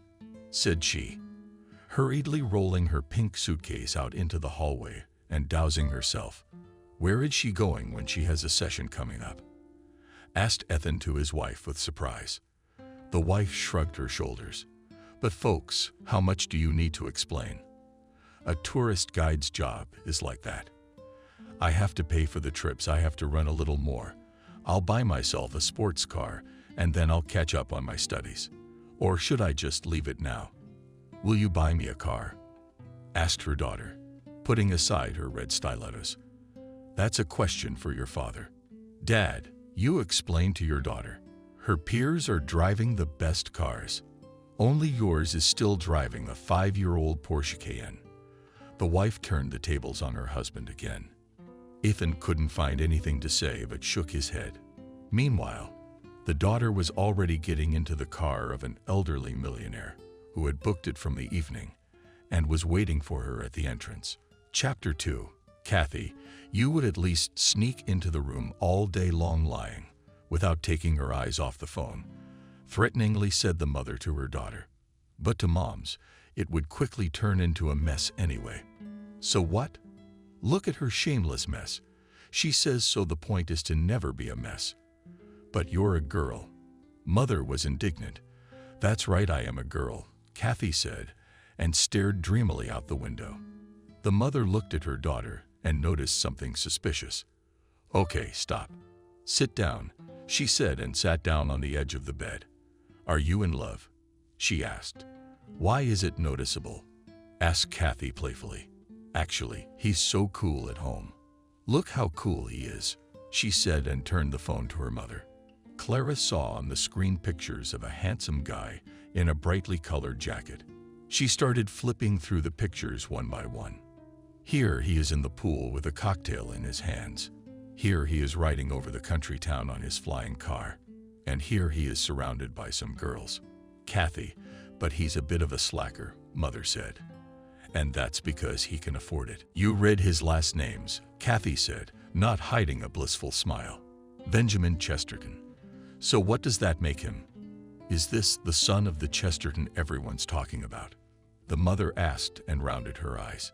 "Yes, the son of the most famous Chesterton, and the only heir in the family, and just a handsome guy. And yes, he's not only handsome, he's very vulnerable and touching. He and I have had a couple of private conversations," Kathy said. "Didn't you ask him if he wants the daughter of a simple teacher and a simple construction worker? I wish you the best, of course, but you have to be realistic. They're not going to pair these things up in their own circles.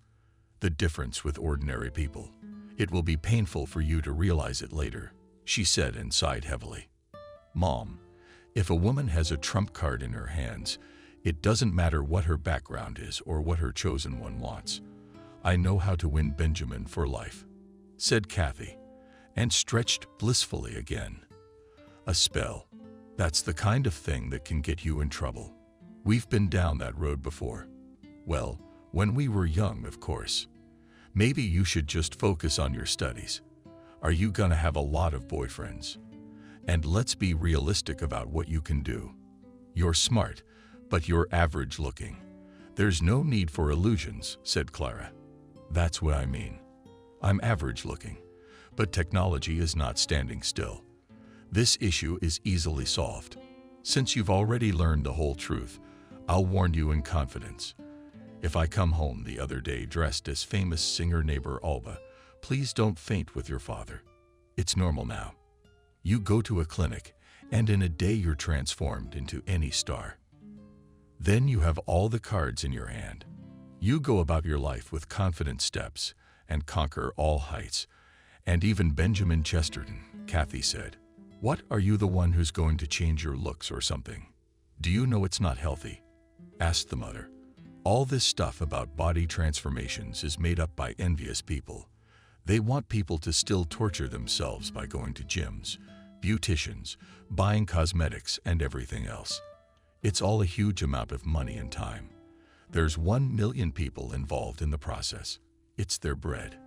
And of course, they don't want to lose all their customers in one day. So they come up with this idea that there's going to be a transformation. It's something terrible. There's nothing really wrong with it, Kathy said. War. I don't like the idea anyway. Father won't be happy about it, that's for sure. And how do we feel? Raised our own girl, and then now that she's different, it'll be hard to adjust. My friend's son already did that. He took on the appearance of some athlete. He immediately lost his temper, abandoned all his interests, only and hangs out with different girls. He's not interested in school or work, said Clara. Mom, you and your father said that study and work are necessary for a person to live well. And if a person has already learned to live well, why all this fuss? It's time for you older generation to learn to look at life in a simpler way, Kathy said. Clara couldn't find anything to object to her daughter. She only reflected on the mores of youth and began to move around in her daughter's room. When her daughter left on the nearest day off ostensibly for her own business, and then returned in the guise of a famous historical singer, the detectives could have. The mother almost fainted. So you weren't kidding? Did you really do it? The mother was horrified. What's wrong? See, now instead of a crooked nose, I have a perfect eye. Look at those eyes. How can you resist them? And those lips. And I can't stop looking in the mirror, said the delighted daughter, looking at her new face in the mirror and admiring it. Why would you do that? You have to get reacquainted with everyone. I don't understand our times, said Clara in bewilderment. That's the whole point. It'll be a surprise for everyone, especially Benjamin. He's a fan of the singer. Does your Benjamin know that it's Ceci Kamal Bey now a little more than his father? She's from our youth. She must be about 80 years old at least. That was made up by her haters. She just turned 23. She said so herself. And the one from your youth is that her historical double, said Kathy. How much does a treat like that cost? Where did you even get the money? Mother finally found it. What's it worth? No more than my lunch at the university. Yes, that's how much Dr. Michael Holliday recently invented this method. The clinic just opened recently. There's a promotion where they give everyone their dream look for a token dream, said Kathy. I still don't like the idea. Don't forget to introduce yourself to your father, or he'll think something, said Clara, still worried about her daughter's dramatic transformation. Chapter 3. The freshmen had already had time to get acquainted with each other and to mark their interest groups, but everyone was surprised by the son of the oligarch Chesterton. Having such money, why didn't he go to study somewhere in Moscow, for example, or in St. Petersburg? They asked him on the first day. Probably he had done something wrong in front of his father, and they wouldn't let him go anywhere, grinned another student. Cities and distances are not a problem at all. In my case, there are things to do here. I need to be with my father for a while. Help him with his business problems, said Benjamin, briefly, but the bespectacled man's version of the guilt trip to Batia really hit him. It was true. Benjamin was already in trouble with the law, so his parents kept him around until he turned 25, or until he found a good, reliable girl to be his life partner. But Benjamin didn't plan to tie his life to anyone yet, so he remained indifferent to the female members of the group. For several days now, one bright girl didn't like it very much. She is used to the fact that in any place men's eyes are fixed on her, and they first of all try to make conversation with her. And she herself is pretty good at building rapport with them. She decided to make the first move on an attractive object like Benjamin Chesterton. "Hi, aren't you bored here?" Christina asked Benjamin. "Hi, where can I go? Knowledge is power. It's like my dad says, you have to study science. Are you bored here? I'm free after class today. If you want, we can drive around the city or walk over it. What do you say to that?" asked Christina playfully. "No, I don't feel like it. I'd rather go to my friends. It's more fun with them," said Benjamin. "What kind of friends will you take me with?" asked Christina, not wanting to give up. "But since you want so much, maybe I will. They're interesting guys. One of them is a music producer. There are rising stars, athletes, and all," Benjamin said. Christina's eyes lit up. She had long dreamed of reaching a new level in her social circle. Now she decided not to miss this chance. "Who is your closest friend that you can tell everything to?" Christina asked. "I haven't met such a friend yet. Or maybe it will be a friend. I don't know yet," said Benjamin, trying to get rid of the intrusive interlocutor. "So you don't have a friend yet? Can I say it's a vacancy?" Christina asked playfully. "Well, you could say that. I'm waiting for my ideal. You know who I like. The ideal of female beauty I consider the singer Sosaka Malibu," dreamily said Benjamin. Christina grinned. "Why do you need that old lady? She just looks our age. In fact, she's almost 150 years old. My mom used to tell me she was popular in their youth. It's just that she's King's success," Christina said. "I don't care if she's 370. It doesn't matter. She just has very beautiful and bottomless eyes.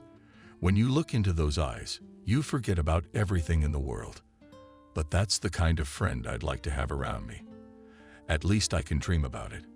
It's not forbidden." Christina was glad that she had managed to get acquainted with her new classmate and to establish at least some connection with him. Now she was eagerly waiting for the lecture to end so she could go with him to his usual circle of friends. Kathy skipped class that day.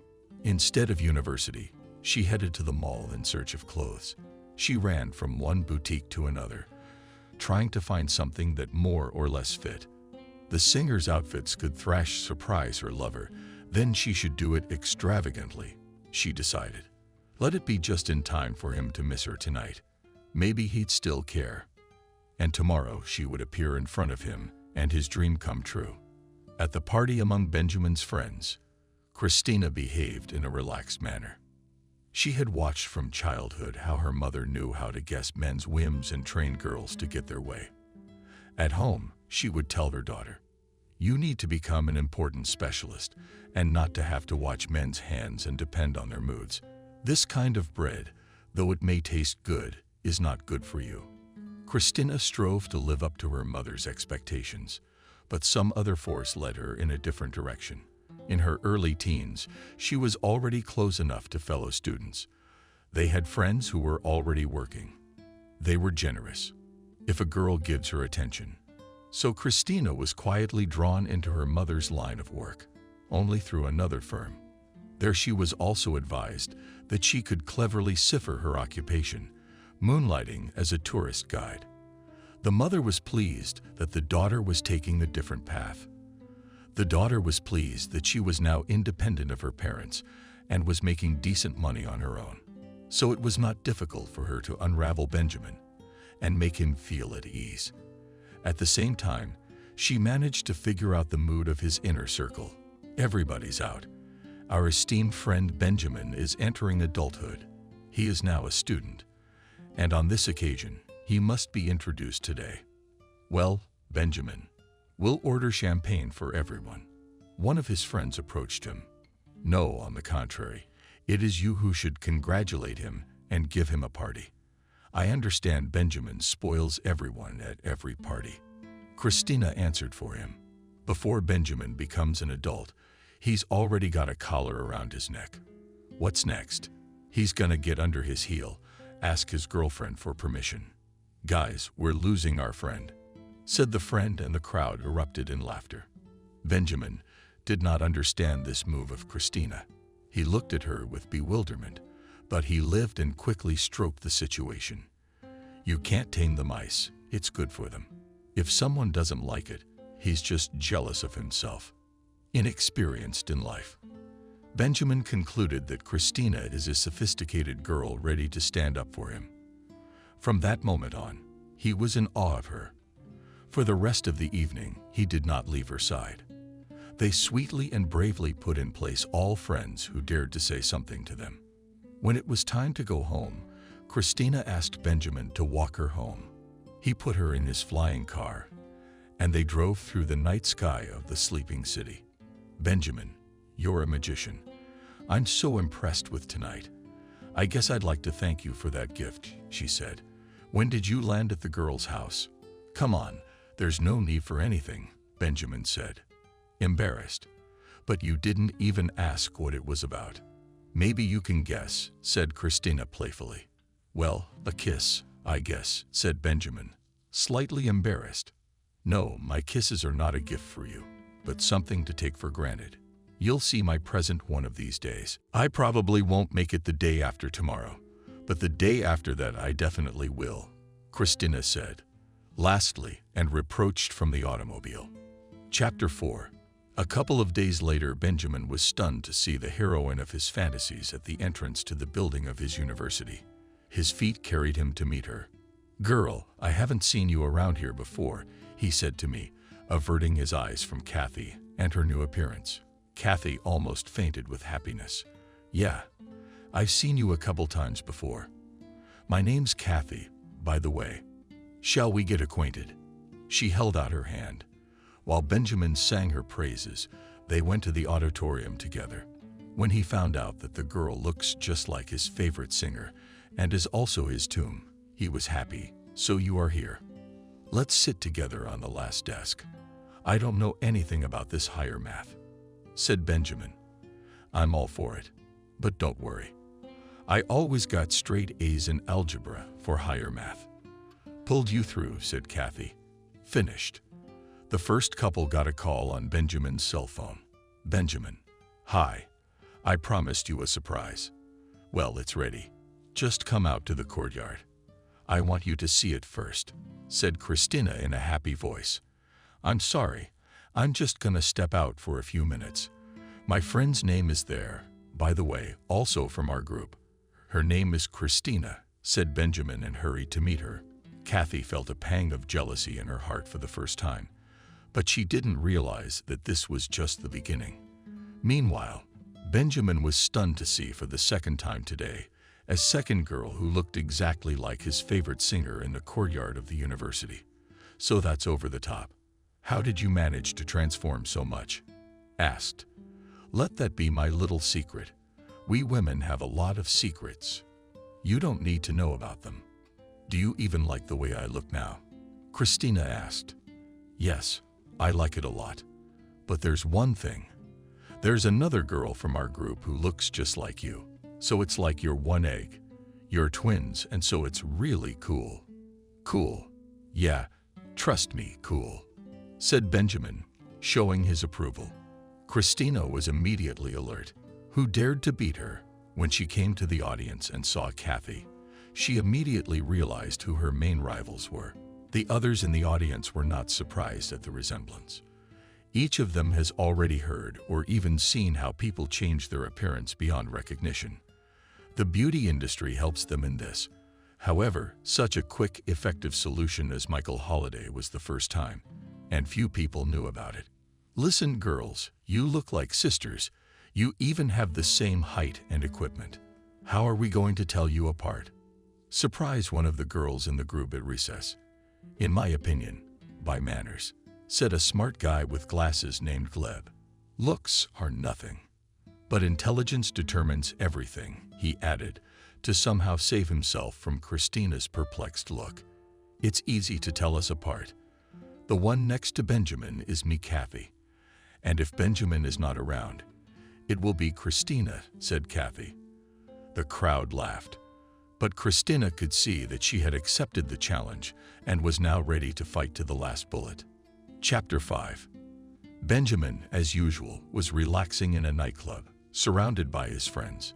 When he was just approaching the entrance, someone called out to him from behind. Chesterton delayed for a second. A male voice sounded. Benjamin turned around and saw not far from him a guy in a black leather jacket that was a size too big. But it wasn't the jacket that impressed him the most. The very fact of this man's appearance in his life, Benjamin felt a shiver run through his body. "You, William, hi. What are you doing here?" he asked in utter confusion.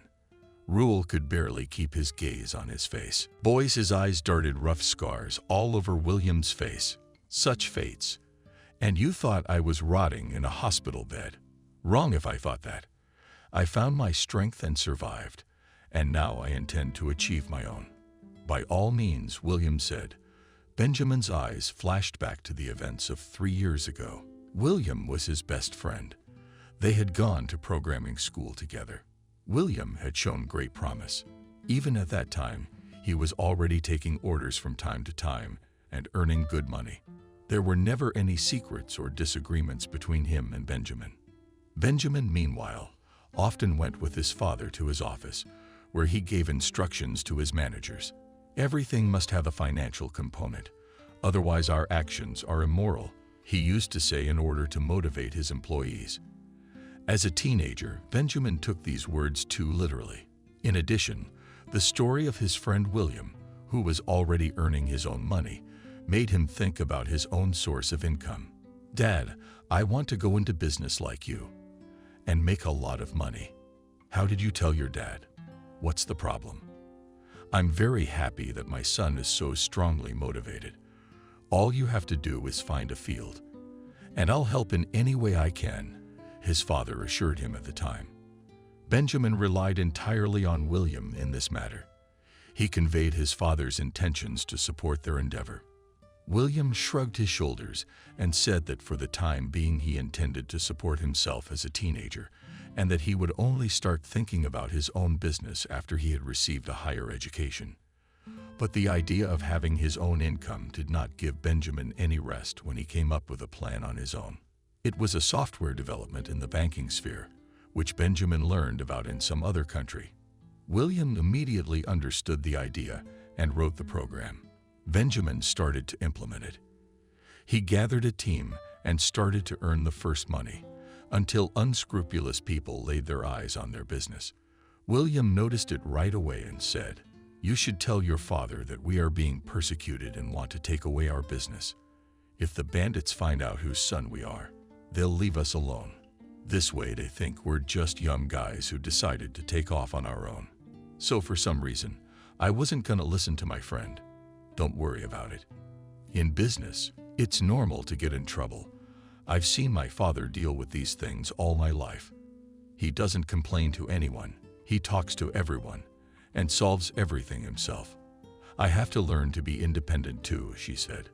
But William doubted whether they could manage on their own. One day a stranger came over, introduced himself as someone's lawyer, charged that their program had violated someone's rights, and billed them for moral damages. William again insisted that Benjamin consult with his father about how to handle the situation. Benjamin again acted cocky. "Don't worry, William, we won't pay them any money. If he comes again, we'll call him in for a one-on-one talk. And then we'll work it out," Benjamin said, and ignored him. A couple weeks later, 3 men came to them. The demands were the same, only this time they demanded a much larger sum than the last time. Benjamin kept his word and arranged a man-to-man talk on the waterfront, where they went with their friends in 2 cars. William was among them. The conversation did not work out. As soon as Benjamin tried to object, 2 unfamiliar adult males called their accomplices, and a group fight ensued. Benjamin immediately figured that his boys could not handle such a powerful attack. He managed to gather his friends into one automobile and drove away. They noticed William's absence among them too late. Only then did one of them call the police to report the fight. Anonymously, a couple days later, Benjamin showed up at the hospital with a wad of cash. "Buddy, you did good, but no hard feelings. You know my dad. He's already warned me twice. If there's trouble with the police again, he won't put me in for a while. He'll put his business in. You get better and try not to make a fuss with the police." Then we took care of it ourselves, Benjamin said and left. William decided to go along with his friend again. He didn't file a police report and explained it to the doctors as a random street scuffle. Only a month later, when he was finally allowed to stand up, William went to the mirror, and when he saw his reflection, he almost fainted. His face was completely covered with lines. The doctor later told him that they were slash wounds. He advised him to have plastic surgery later and get his face cleaned up. But the plastic surgeon turned out to be honest. He said that the face would not become the same. There would still be rough features and a lack of symmetry. After William was discharged from the hospital, he decided never to make eye contact with people again. He had no parents, and his few friends and acquaintances no longer recognized him on the street. They simply expressed sympathy and advised him to look for solutions. This continued until William had exhausted his money supply.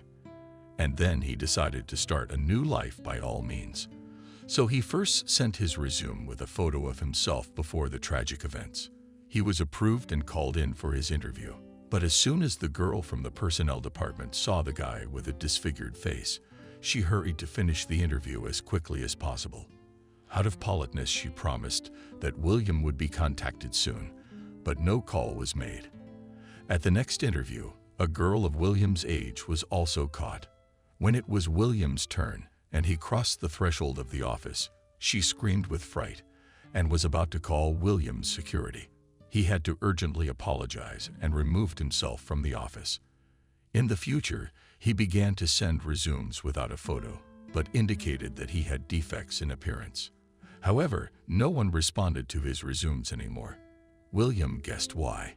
"Benjamin, I need help. They said my face could be fixed with plastic surgery, but it turns out it's expensive. I came to you as a friend. Maybe you can help me out for now. And then I'll get a job, and I'll be with you," William said. Benjamin avoided this outcome the most. Someone had already informed his father that he was dealing with criminal elements again, and had even been reported to the police. His father was extremely concerned about the matter. He carefully asked Benjamin about the circumstances of the incident, but Benjamin did not reveal anything so as not to lose his father's trust. And if he learned of William's appearance, the old secret risked becoming known to spoil Benjamin's prospects. Benjamin hastily slipped his hands into his pocket and pulled out some bills. "Take this one for now. I don't have any more cash on me. You and I will meet again in the next few days and I will give the required amount," Benjamin said in a hurry. "But you can do something, even without money," said William. "All you have to do is talk to your father and get a reference for me so that I can somehow increase my chances of getting a job. And that's not gonna be easy. I'll tell you my dad doesn't like to vouch for others, but I'll talk to him about it and let you know." "You live at the same old address?" Benjamin asked. "No, mostly at the train stations," answered William. Then Benjamin chose some words to cheer up his old friend and hurried to the club to meet his friends. William realized at once that he could not count on his friend's help, so he walked away with his head down, to wander around the city until midnight. With the money, Benjamin William decided to finally grab a bite to eat at a roadside fast food outlet. While he sat and ate on the big screen, an advertisement for Dr. Holliday's clinic was spinning. "Have you long dreamed of becoming a replica of your favorite star? We thought it was expensive. It used to be. But now this problem is solved thanks to the unique solution and scientific developments of Dr. Michael Holliday. Transformation into a different personality is possible in just one day. And such a procedure costs no more than your lunch in the canteen, said the advertisement. Hearing such an unconventional offer, William had a brilliant idea. A couple of days later, he visited Dr. Holliday's clinic. Smith was met by a beautiful girl and immediately changed in her face. "You can't have a young man in here," she said, looking at William's unfashionable clothes and his unshaven face. "Excuse me, but I'm here to see Dr. Holliday." "I really need his help," said William. "I'm sorry, but we have a dress code and face control." "This offer is limited," the girl said, and started pushing him out the door. William tried to explain his situation to the girl, but it was all in vain. The beautiful girl's attacks were joined by a crowd of girls and women who were sitting in line to the doctor and waiting for an appointment to leave his office with completely different faces, and you could already tell by them that he was homeless. Probably drank his face off too. "Young lady, you advertise yourself as a decent clinic, and here you have a homeless man coming in.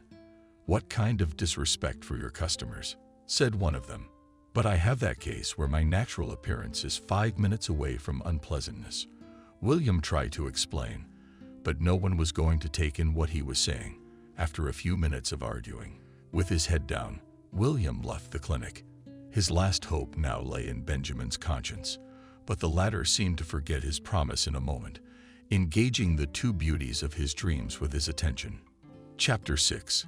"Kathy, if I suddenly look at Christina, you know it's my attempt to make sure I'm hugging you. It's easy to confuse the two of you," Benjamin once said, after my relationship with Kathy was solidified. "But be careful, we may look alike, but there's a gulf between us. Their voice is different, their morals are different, and it's a sport, it's impossible," Kathy said. "That's true. I noticed that a long time ago," said Benjamin. "But still, for a while you kept playing on two fronts." Kathy smiled a sly smile. "I needed that to make the right choice. But Christina disappointed me immediately." "She's too risky with my friends," Benjamin said. "And I thought you were disappointed in her after the photo of her with an old oligarch in an embrace spread," said Kathy. "But that too. Although then she tried to blame it on you. But I determined from those photos that it wasn't you. Because you were making me do my higher math homework that day," said Benjamin. "By the way, it was your method with higher math that my parents liked too. They would like to meet you sometime as soon as possible," she added. Lissa couldn't believe her ears. She is madly in love with Benjamin and would do anything for him. And not only is she in a relationship with him, but her parents are already interested in her. "I'm all for it. I'd love to meet them. I think a guy like you could only be raised by very wise parents," she said excitedly. "Well, since you really think so, get ready. I'll try to organize evenings. An acquaintance next weekend," Benjamin promised. Kathy, elated by the upcoming momentous occasion, decided to share her joy with her mother. "Mom, I didn't tell you right away, but I have a boyfriend," she said in the evening in the kitchen, helping to prepare dinner. "How happy is that? But don't get married yet. You need to finish your studies, get a job, and then get married. Tell your boyfriend that," Mom said. "One doesn't interfere with the other." "Mom, you have old-fashioned views," said Kathy. "I'll look at you when you've got a baby crying all night, and you've got a session coming up, and I need an unprepared look. Husband's not happy. Then what do you have to say about it? One does not prevent the other. We've been there, we know." "And argue with Mom," said Clara, not distracted from her piece of text in her hands. "Oh, Mom of your youth, that was a lot to take in. But the next generation learned the right lessons from it all. We have different realities. For example, if I marry Benjamin, I don't have to think about all those worries in his family. It's all handled by domestic staff or robots. Yes, they have robots working everywhere. In his father's office, at home, and in the garden," Kathy said dreamily. "God, don't remind me about those metal monsters. They've put half the town out of work as it is. I don't want to hear about them." So this Benjamin can afford what? He's the son of a Chesterton oligarch. Everybody knows him. That son is about to take his place. He promised to hand over part of the campaign if Benjamin would wise up and find himself a nice girl, a good girl, and he chose me. He wants me to meet his parents this weekend, Kathy said. You mean the same son of a rich family? I warned you that he might disappoint you, but you're still flying under the radar. People like that don't think of ordinary people as equal. Your Benjamin, of course, can make your head spin for a while, but I'm afraid you'll cry afterwards. It's best not to be under any illusions, Mother said. It's time you changed your mindset to a positive one. I thought you'd be supportive. You'll see, I'll be able to win his parents over, said Kathy, puffing up her cheeks, and went to her room. She was going to do her homework, but Benjamin did not leave her mind. Kathy crammed her homework and went to bed. In the morning, her mother Clara was awakened by her daughter's precise scream.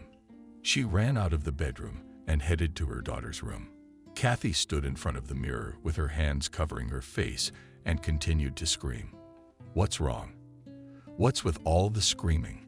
Asked the mother. Kathy did not take her palms off her face and cried. My face barely spoke, Adriana. What's wrong with your face? Show me. Clara tried to see her daughter's face, but she huddled in a corner and continued to cry. God, what happened? Why don't you explain first? Is something irreparable? Said the mother, and headed for the exit. Yes, I've turned into a homeland. Kathy shouted after her and removed her hands. When she saw her daughter's new face, she was horrified. Smooth skin. Kathy was covered in solid wrinkles. Her face had lost symmetry. Her eyes were barely visible. All in all, Kathy's face could now be characterized now as a perfect fruit from the market. Her mother clutched her heart and sat down on the edge of the sofa. I asked you not to experiment on your already beautiful appearance. You're a beauty in your youth. You're still very young. Why did you have to go to all that trouble to transform yourself? My God, what are we going to do now? Where is your doctor who did all this? Dial his number quickly. Dad, he'll take you to him. In the meantime, why don't you tell them you're sick? God, how can you do this? The outrage was read overnight by the mother. Hearing the complaints of the clients of Dr. Holliday's clinic, replied that Kathy could only come up tomorrow. During the course of today, life for Kathy became a total nightmare. She stopped eating and drinking. She was categorically afraid to go to the mirror and see her ugly reflection. She feverishly studied materials on artificial face restoration. The internet gave out stories, one sadder than the other. Meanwhile, reassured by Kathy's absence, Benjamin decided to pick her up after school. He called her when he had already arrived at her house. Alyssa had to lie that she had gone with her mother to her grandmother and would come only in 3 days. She herself then prayed to God that she would be able to restore her face in 3 days, and when she remembered that in the meantime she was living, enjoying her new face and beautifying herself in front of Benjamin, the ground went away from under her feet. The next day came. Kathy was already waiting for Dr. Holliday outside his office in the early morning hours. He took one look at her and didn't even raise an eyebrow. This can happen if you do not take good care of your face. The material is very fragile and can be shaped even by strong emotions. But it's okay. There is a way to restore everything as it was and even make it a little better. But this time the cost will be a little higher because we will try on a different material. Since you didn't save the previous one, said the doctor, do something important faster, Kathy begged. Excuse me, but what will the cost be? Asked the father cautiously to the doctor. Dr. Holliday smiled with a satisfied look and scribbled something on the paper. His mood was generally upbeat these days, as his first clients were already coming back to him and were willing to shell out any money. And now that the doctor had full power over them, he could name any price he wanted. This was his original idea, which no one had realized much about.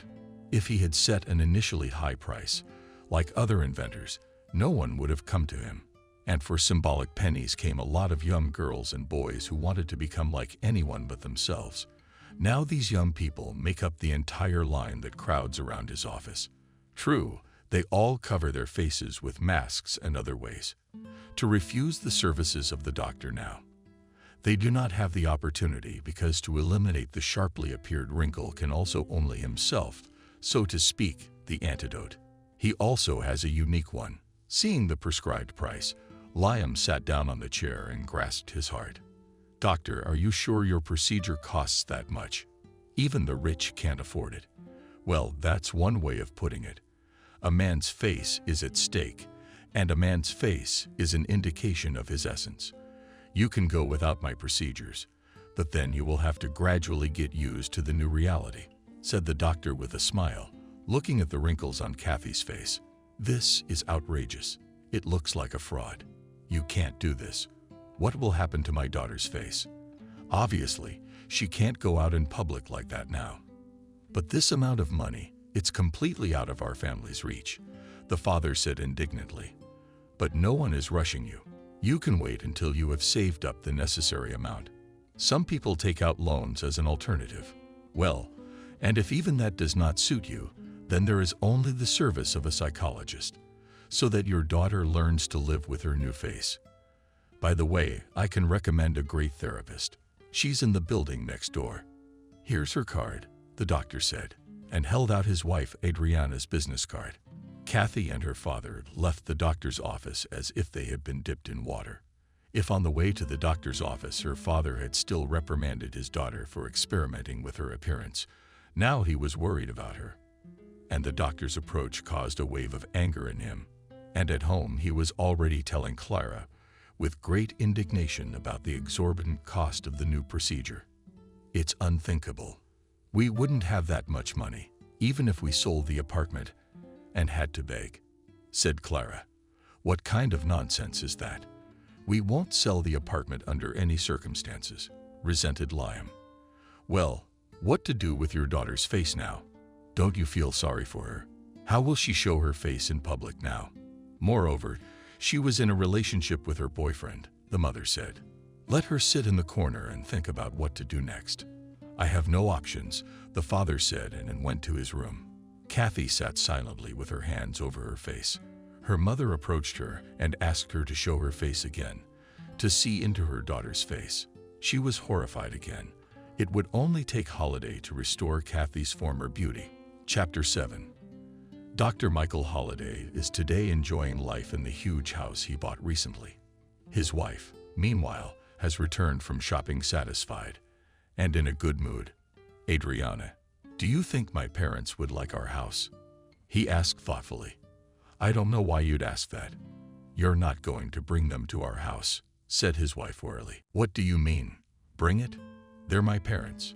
They are the people who gave me life, upbringing, education, and everything else. In my old age, can't I invite them to my house to live with me for a while? That's not the deal. They're elderly and they need care. And I didn't sign up for that. Elderly people don't do well when they move. They won't like it here, Adriana said. But I have to try to make him like it. You know, my mom's never been happy with me my whole life. Maybe that's why I've gotten results. But there's something childish inside of me that needs to come out. And now that I'm an adult, now that my parents aren't so principled, it's a good time to iron out the inner resentments. We need time together. I think I'll go over there one of these days and ask them to stay with us. And you, my dear, you could do something other than run to the stores and salons. Maybe some sense of values would come into your head. Michael rebuked Adriana. But I need time to figure out what I want to be. Adriana said thoughtfully. Do you have a professional degree? What's the problem? You go and work in a specialty, like me, for example, I answered. Michael, you feel good because your specialty is interesting. You make a difference in people's lives. What's interesting about my specialty? Nothing. I want to work with people, like giving them advice, and I want them to pay me well, Adriana said dreamily. There's only so much trouble out there picking up their patients who don't have the money for a second facial transformation procedure. Teach them to accept their ugly looks. That's where the money will be, Michael said. He thought about it for a moment, and then he burst into rapture. Actually, I've just come up with a brilliant idea. So they come to me for a new face. I do it the first time for symbolic money, and the second time I already put a real bill, and so on up. And not everybody can pay the real bill. Some of them leave. They have to live now with the face of an elderly person. That's how you can gather and do self-esteem training. They really need it, Michael said. I guess this kind of activity works for me. I listened to a lecture by a guru the other day. I can listen to a couple more lectures. The program will be ready. And you, please do not reject those who have no money. Redirect them to me, said Adriana. When finally caught up with the essence of the new family business, she and her husband were happy that now they can use any opportunity for the benefit of the family. Only they couldn't agree on Michael's parents. She told him in no uncertain terms that she wasn't going to have them in her house. But Michael was determined to earn his parents' approval at any cost. He had simply been drawn in that direction for years. Recently, he talked to his friend about it. But he too was puzzled. I don't understand why such aspirations. Michael then tried to explain his position to his friend. You see, many people have such a desire to grow up, to be established, and to build a new adult relationship with their parents, where there is approval, respect, acceptance. I was a bit of a naughty kid growing up. My parents tried in every possible way to guide me to the right path, and their directions were perceived by my childish psyche as violence. That's what's still bothering me today. And if I reorganize it all, I think my worldview will be different, Michael said thoughtfully. Don't worry about it. Michael, let it all go and enjoy life. You can't change your parents for what they were. They'll be like that for the rest of their lives, said the friend. Michael wasn't too upset when even his closest friend didn't get his point. After a while, he talked about it with Ethan, who did not want to participate in the business, but continued to work on their common invention. I see your point. Michael, you are right. It should definitely be done. We are shaped by the totality of our feelings. If a feeling has a place, then it will have to come off of it. Then it has to be related to reality. If you find a relationship with them, then you yourself will have a leap in development. Believe me, I have long been interested in such matters, said Ethan. Ethan, thank you. Once again, I am convinced that you are a unique person. How are you doing? You still haven't thought about joining our cause. It's going pretty well, by the way, Michael said. I know, Michael, but I remembered pretty well. That's not all. You'll see the rest when the time comes, said Ethan. And he continued to work meticulously on his inventions. In the meantime, Michael took a little vacation and came to his parents. They were happy to see their son. Michael talked about his new successes, about the purchase of a new big house, and suggested that his parents move in with him or at least live with them for a while. To which the mother reacted in the usual way. Oh no, you don't. What will happen to my vegetable garden? No, no, no. Who would help me weed the beds, plant cabbage, or remove weeds? She cut it off. But not enough. Well, how many cannot disappear into the vegetable garden? Vegetables are available everywhere now. I need you as moral support. Remember, your entire youth was spent running around. You rarely had the energy to talk to me, like when you were a kid. Maybe you can find such an opportunity now, Michael said. No, don't even ask. I would still think about it, and if you had money, I'd understand teaching my grandchildren.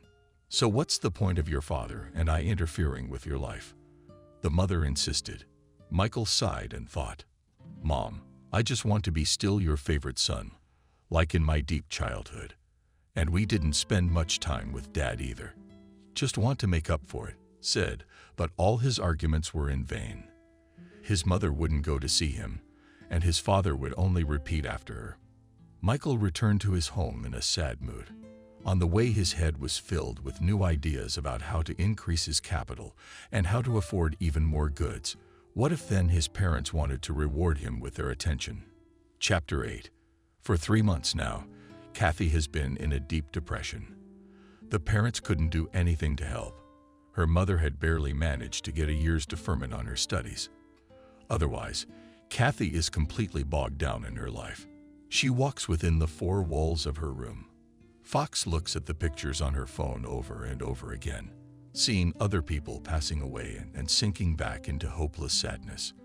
After trying several times to call and see each other, Benjamin became frustrated. He did not have time to deal with his relationship in detail. On the other hand, his parents were in a hurry to finally show the beautiful girl who could win their son's heart and influence his views so much. For Christina, the absence of Kathy was a real gift. There were rumors among her friends that Kathy had big problems with her appearance, and she would not soon be able to return to society. Christina decided not to miss this moment. In 3 months, she easily became Benjamin's closest friend, and he was already ready to introduce her to his parents. On the day of their meeting, as usual, Christina acted relaxed. Benjamin was proud in front of his parents that he had such a beautiful and interesting companion. Only the Chesterton oligarch was not thrilled with the bride candidate, but he tried not to show it. When the family evening at the restaurant was in full swing, Chesterton stepped out briefly to answer a phone call. No one close to him took any notice. Meanwhile, he managed to catch his sister-in-law in the hallway by the bathroom and grabbed her arm. "What do you think yourself beautiful?" he asked menacingly. "I don't know what you mean." Christina was horrified. "Do not build yourself an innocent sheep. You are the one who accompanies my assistant on his trips abroad, and my closest friend, the restaurateur Klinsky, is your regular customer. I remember you well. Maybe you had a little too much to drink." Said, "I'm sorry, you must have me confused with Kathy. She's the one who moonlights on the court. She's the one who's got her eye on Benjamin. And she's been messing with me. Remember, Benjamin was going to introduce me to you 3 months ago, and it was canceled because Kathy had to go away with a regular client. It's just that she also goes to the same transformational coach. She specifically ordered a copy of my look to attract Benjamin. I can barely cope with fighting that girl myself." Christina spouted a pre-prepared cover story. Chesterton did not fully believe the girl's words, but hesitated and let her go. Christina made the right conclusions. She needs to hurry in conquering Benjamin. Otherwise, his parents may interfere with them in the future. How I had no trouble already after 4 months to make Benjamin himself propose marriage and be together for life. The Chesterton oligarch persuaded his son to take his time, to wait a little, but his wife was already under the influence of Christina. In the end, the family played a luxurious wedding. The young were bought a separate house. The father led his 20-year-old son to his business, and the life of all played with new colors, until an unexpected surprise happened. In his life, he was living. Early on a weekend morning, Benjamin hugged his young wife and decided to get plenty of sleep today. And he was living and had plans of his own for today. She was going on a grand shopping spree. She carefully moved Benjamin's arms gently onto the pillow and tiptoed out of the bedroom herself. Not 2 minutes later, Benjamin had to jump out of bed. Hearing a scream from the bathroom, Benjamin came running and saw Christina. She was sitting on the floor with her hands over her face and continued to scream. "What's wrong? Honey, what scared you?" asked. Christina couldn't find the words. She kept screaming and stomping her feet in the bathroom. "Benjamin, get out of here. Don't you need to see this? What's wrong? God damn it, will you at least explain?" I was confused, and my face is burned. I put on a new mask yesterday. I think they tricked me at the store. My skin burned. Screaming Christina. "Oh, come on, don't beat yourself up. We'll go to the doctor. He'll prescribe some medicine, and it'll heal. Come on, get ready. I'll drive you." Christina didn't hesitate. She wrapped a scarf around her face. She put on large glasses, let her hair down, and in an hour she was already sitting in Dr. Holliday's office. There was nothing unexpected about this for Michael. In fact, his business had been on the upswing lately. Christina, on the other hand, was serene. "Doctor, didn't you warn me there would be consequences like this? How am I going to explain all this to my husband now? He'd faint if he saw me like this. In fact, any other man would go crazy in fear of my face.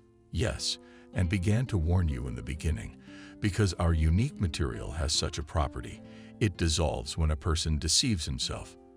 There must have been some changes in your life. What are you talking about? Doctor, this is inhuman. It's cynical and unethical of you. How am I supposed to live with this? Christina resented it. There are two ways.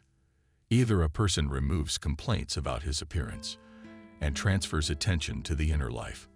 Then after some time, the face itself will recover and become more beautiful than C.C. Kimalbi.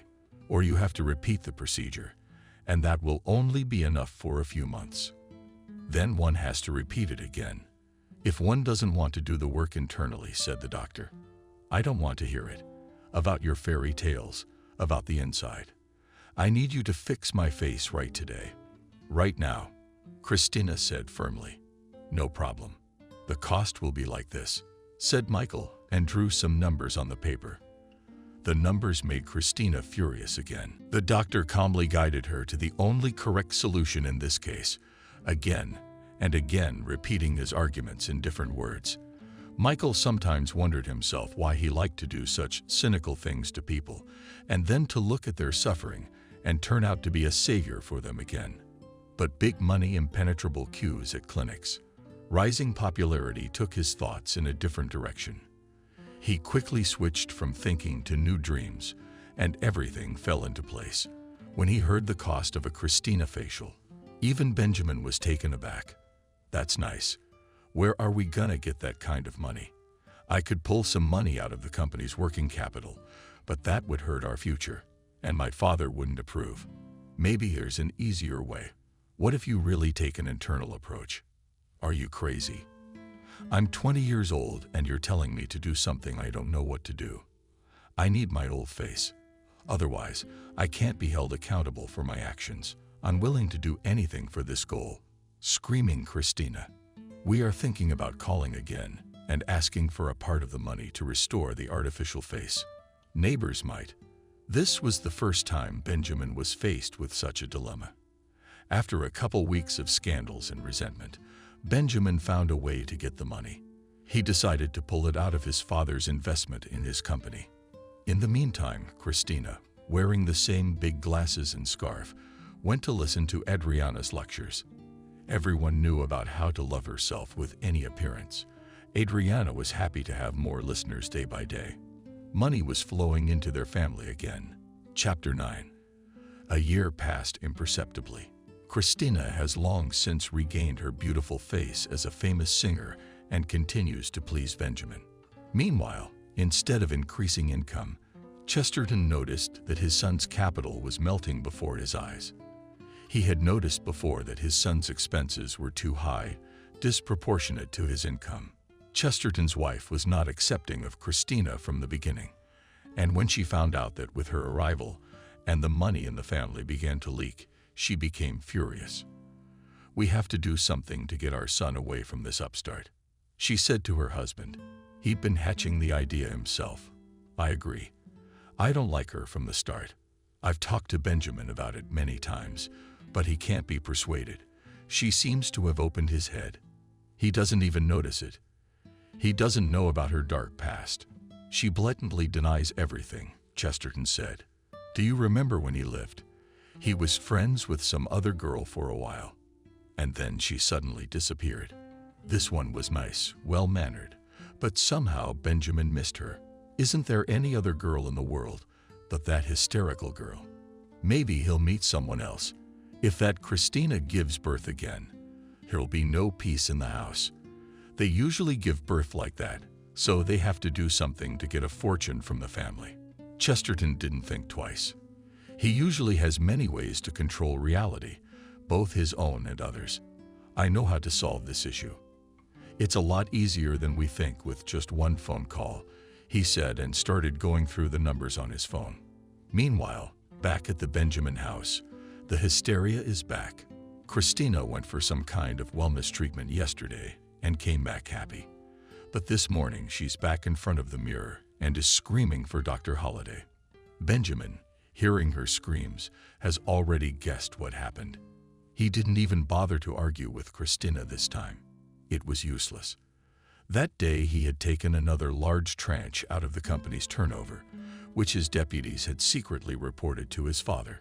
Chesterton only nodded his head and reassured his employees, promising that this outrage would soon be over.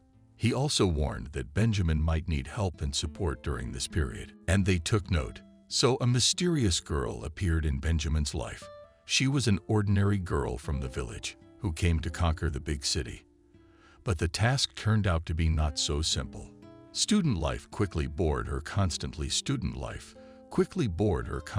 lack of money, stress, and strain. Then she consciously decided to take a different path. She has had a different life ever since. Cindy spends her time around wealthy guys and they pay her generously. Chesterton decided not to remember how his paths crossed with this lovely young lady. He simply called her up and explained the task. One must first steal one nice guy away from one hysterical woman, and then withdraw from his life herself. Cindy didn't bother to be ceremonious. She went straight to Benjamin's office, knocked on his office, and stated that she was looking for a job from secretary or personal assistant. Benjamin at first wanted to refuse since he already had both, but the advance warning and deputies influenced the course of the case. Benjamin has to get rid of the older woman in the secretary's chair and put the young Cindy in it, and further to translate business relations into friendly relations was not difficult for Cindy. One day, Chesterton came to Benjamin's office unannounced and found them together in the smoking room. He unwittingly witnessed their conversation. You don't appreciate what you have. If your parents advise you to do something, you should think twice before protesting. But I'm old enough to make my own decisions, said Benjamin. Making a decision is not the most important thing. Everyone makes a decision about everything. Life itself forces us to make decisions every day, even every hour. But the point is how those decisions turn out in the end. Therefore, there is no need to rush. In what is even useful to rely on the opinion of others. We want everything to be our way. Then we get disappointed with everything in life, but we forget about our wrong decisions, Cindy said. Maybe Benjamin is right about something. So it is important to be able to distinguish where our desires are and where the right decisions are. The former and the latter may not always coincide. Parents have been down this road many times, and they may have their own valuable insights. It happens the other way around. When you really want your parents' involvement in decision-making, you don't have them. Like in my case, for example, you want to ask for advice, you want to share your innermost feelings, and you don't have that person. You do, Cindy said. And never like my girlfriends, said Benjamin. What do you do at times like this? Asked Cindy. I just ignore them and choose my girlfriend. Imagine a different reality, where both you and your parents like your girlfriend. You don't have to ignore anyone then, Cindy said. Do I have to ignore all the girls in the world? Asked Benjamin. No, she can be the kind you like, or maybe your parents' taste. Either way, you will know your girlfriend well, and you will clearly understand your parents' thoughts, and you will be the kind of person who knows how to communicate all this to your girlfriend. It's called compromising reality. I realize thinking is not in fashion these days. It's easier to chop from the shoulder, turn away, ignore, insist on your own, and forget about the rest. Cardinal decisions have long been our trump cards, but they create internal conflicts, prevent you from living, and warn you against it, Cindy said. Benjamin did not answer anything. Cindy talked for a long time about how Benjamin had been lucky with his fate, that he should appreciate his opportunities, that he should think about education, about gaining life experience. But the thing that surprised Chesterton the most was her final sentences. When you pass all the tests of maturity, it won't matter to others what kind of girl you're dating or what kind of relationship you have, because everyone around you will trust you. You will then have no one, not even your parents, interfering with your life. They will know that even if you make a mistake, you are able to deal with the consequences on your own, she said. Chesterton nodded his head in surprise and walked on. His experiment seemed to have succeeded. Chapter 10. Do you even know who you're dealing with? Shouted Christina. bursting into the police chief's office. "Lady, you can't come in here. All matters are handled by the investigator on duty," tried to explain. But he managed with shouting and hysterics to get the police officers to deal with Dr. Holliday's activities. Christina went home with a sense of satisfaction. She had hoped that the police would nail the doctor properly, and he would finally agree to give her another beauty restoration procedure for free. Or for a less affordable amount, not for the cost of 2 towers. But a couple days later, she gets a call. "It's the police.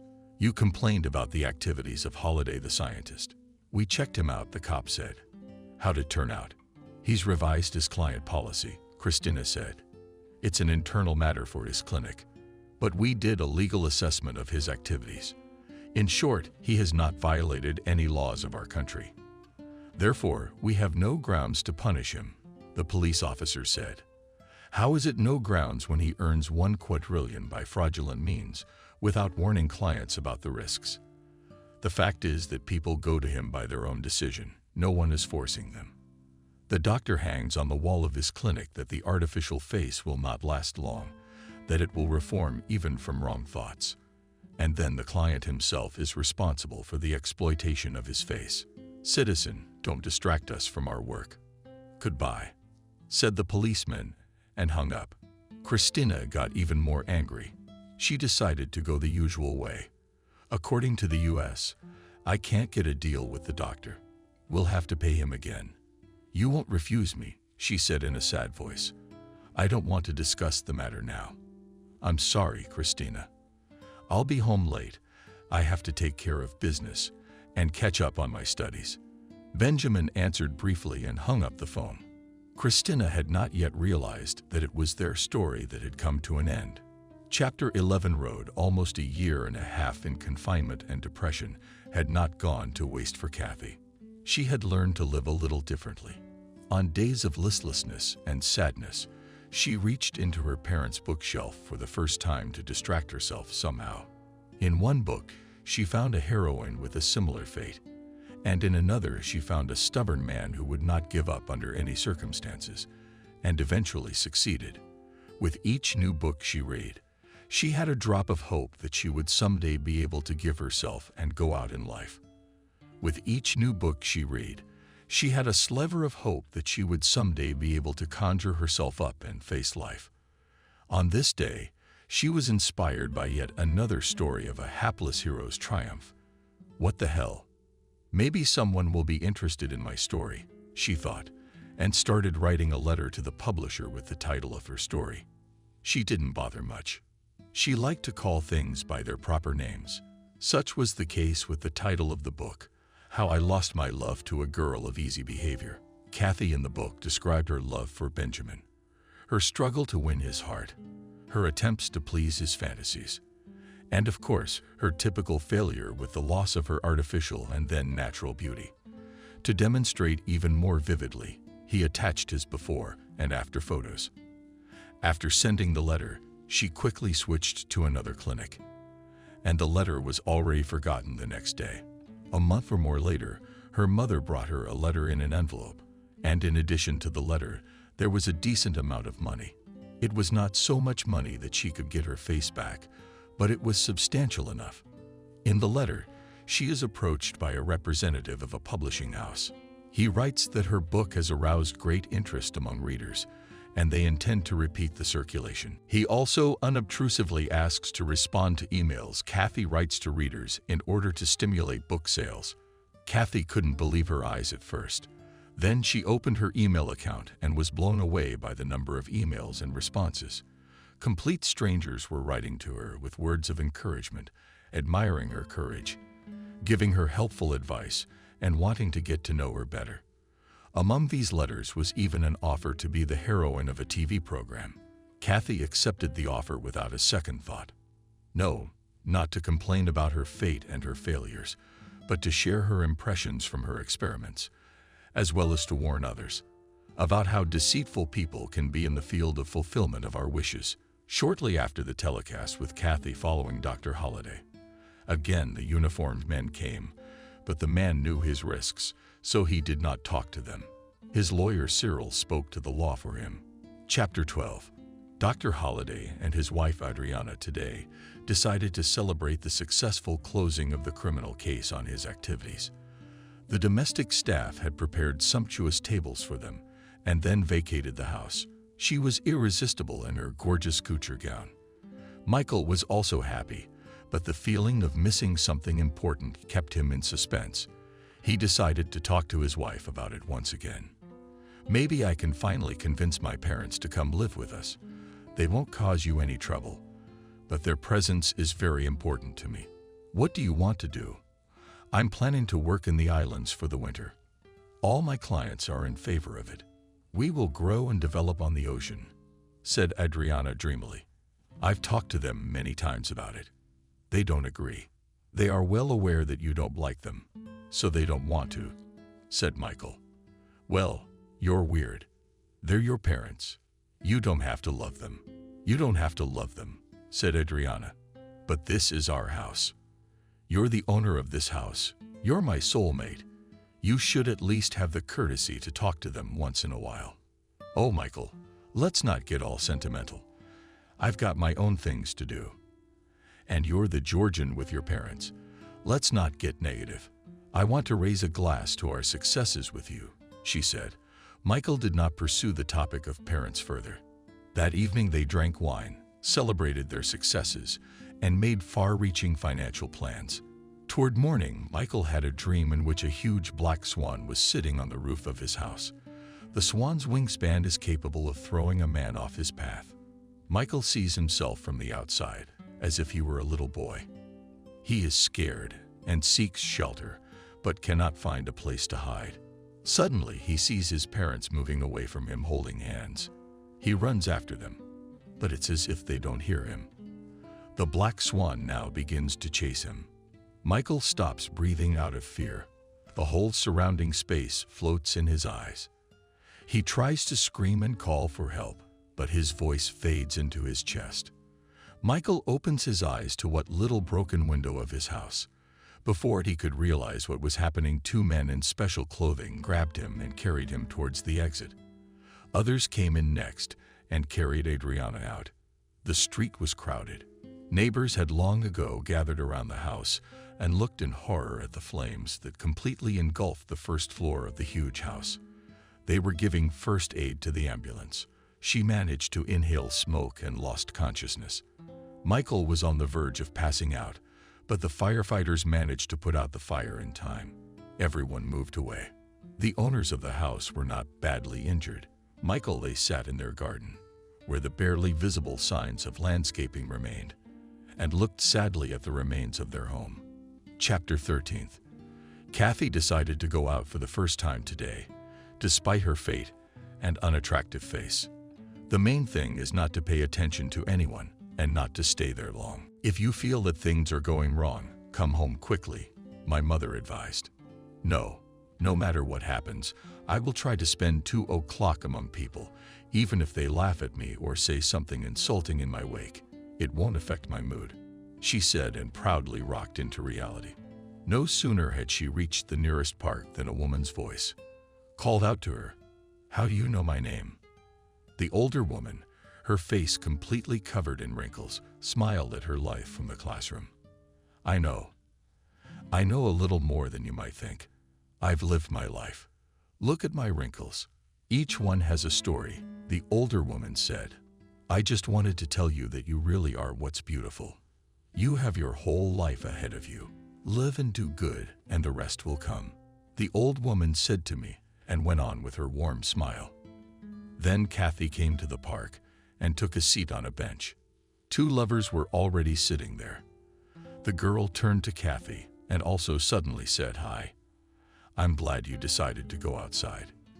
Believe me, the world is not as cruel as we sometimes think it is.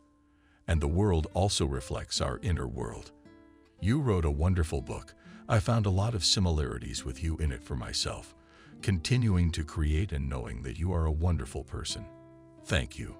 Did you read my book? Who hasn't? In this day and age, when everyone is obsessed with being anything but themselves, books like this are very interesting." At this, Kathy's mood rose to the heavens, and it seemed as if wings grew behind his back. But the world was not going to stop its surprises. On the way home, an older man spoke to her, complimenting her and wishing her creative success. There was a young woman in a business suit who treated her to a chocolate bar and praised her book. There was a young, handsome guy who admired her performance on a TV program.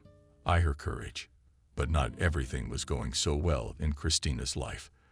Lately, Benjamin had changed completely. He would stay late at his office, and when he came in, he would go straight to bed. No entertainment.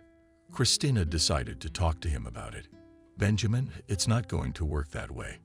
You and I are still very young. We're spending these beautiful years wondering what you're going to do with your job. I've been held hostage to this whole transformation. I feel miserable. We need to have a serious talk about this, she said. Benjamin sat down opposite her and took her hand. Are you right? We're young, and we don't know what we're wasting our lives on. Especially me. But I'm getting smart now. I want to become a worthy representative of my family. If you think the same, you should stop your experiments with your looks and start studying too. Those are the rules now, Benjamin said. What other rules are you going to dictate to me now? How I should live my life? Who gives a shit about school? There are 1 million opportunities in the world to make a life for yourself without all this pointless fuss. You're being badly influenced by your environment. All your father's appointees in the form of your deputies want to turn you into a boring office monster. Come to your senses, fire everyone, and let's go back to our normal lives. We had such a good time. Remember, she pleaded. That time has passed. There must be a measure for everything. I'm not going to backtrack, said Benjamin. How do you want it? Won't you give me money for a new procedure? Or I'll just sit in 4 walls with an ugly face. How long do I have to listen to the lectures of this know-it-all to learn how to look people in the eye with such a face? Christina is hysterical again. Christina, you don't need someone else's face. You were beautiful on your own. Just try to get your looks back, and everyone will be happy. That's not possible anymore either. But then you have to build up your inner beauty. I've heard that many people who are dissatisfied with their looks have worked on their inner world and soared through life on that. Try it. It might help, the guy said. No, you gotta be kidding me. I can't take it anymore. I'm leaving you, said Christina, and started packing her things. When she had packed 4 full suitcases, Christina's ability to think returned, and she sat down to think. But there were no useful thoughts in her head. Then she dialed up her mountain, which had been borrowing their money for the last few months, helping to build sandcastles in her head. Adriana, honey, save me. My young man is kicking me out of his apartment. He says he doesn't care what I look like. What am I supposed to do? Christina, I'm sorry, darling. But right now, I have that question hanging over my head. My house burned down. My husband and I live in the backyard, and every day we ask ourselves, what do we do? Do you happen to know what we should do?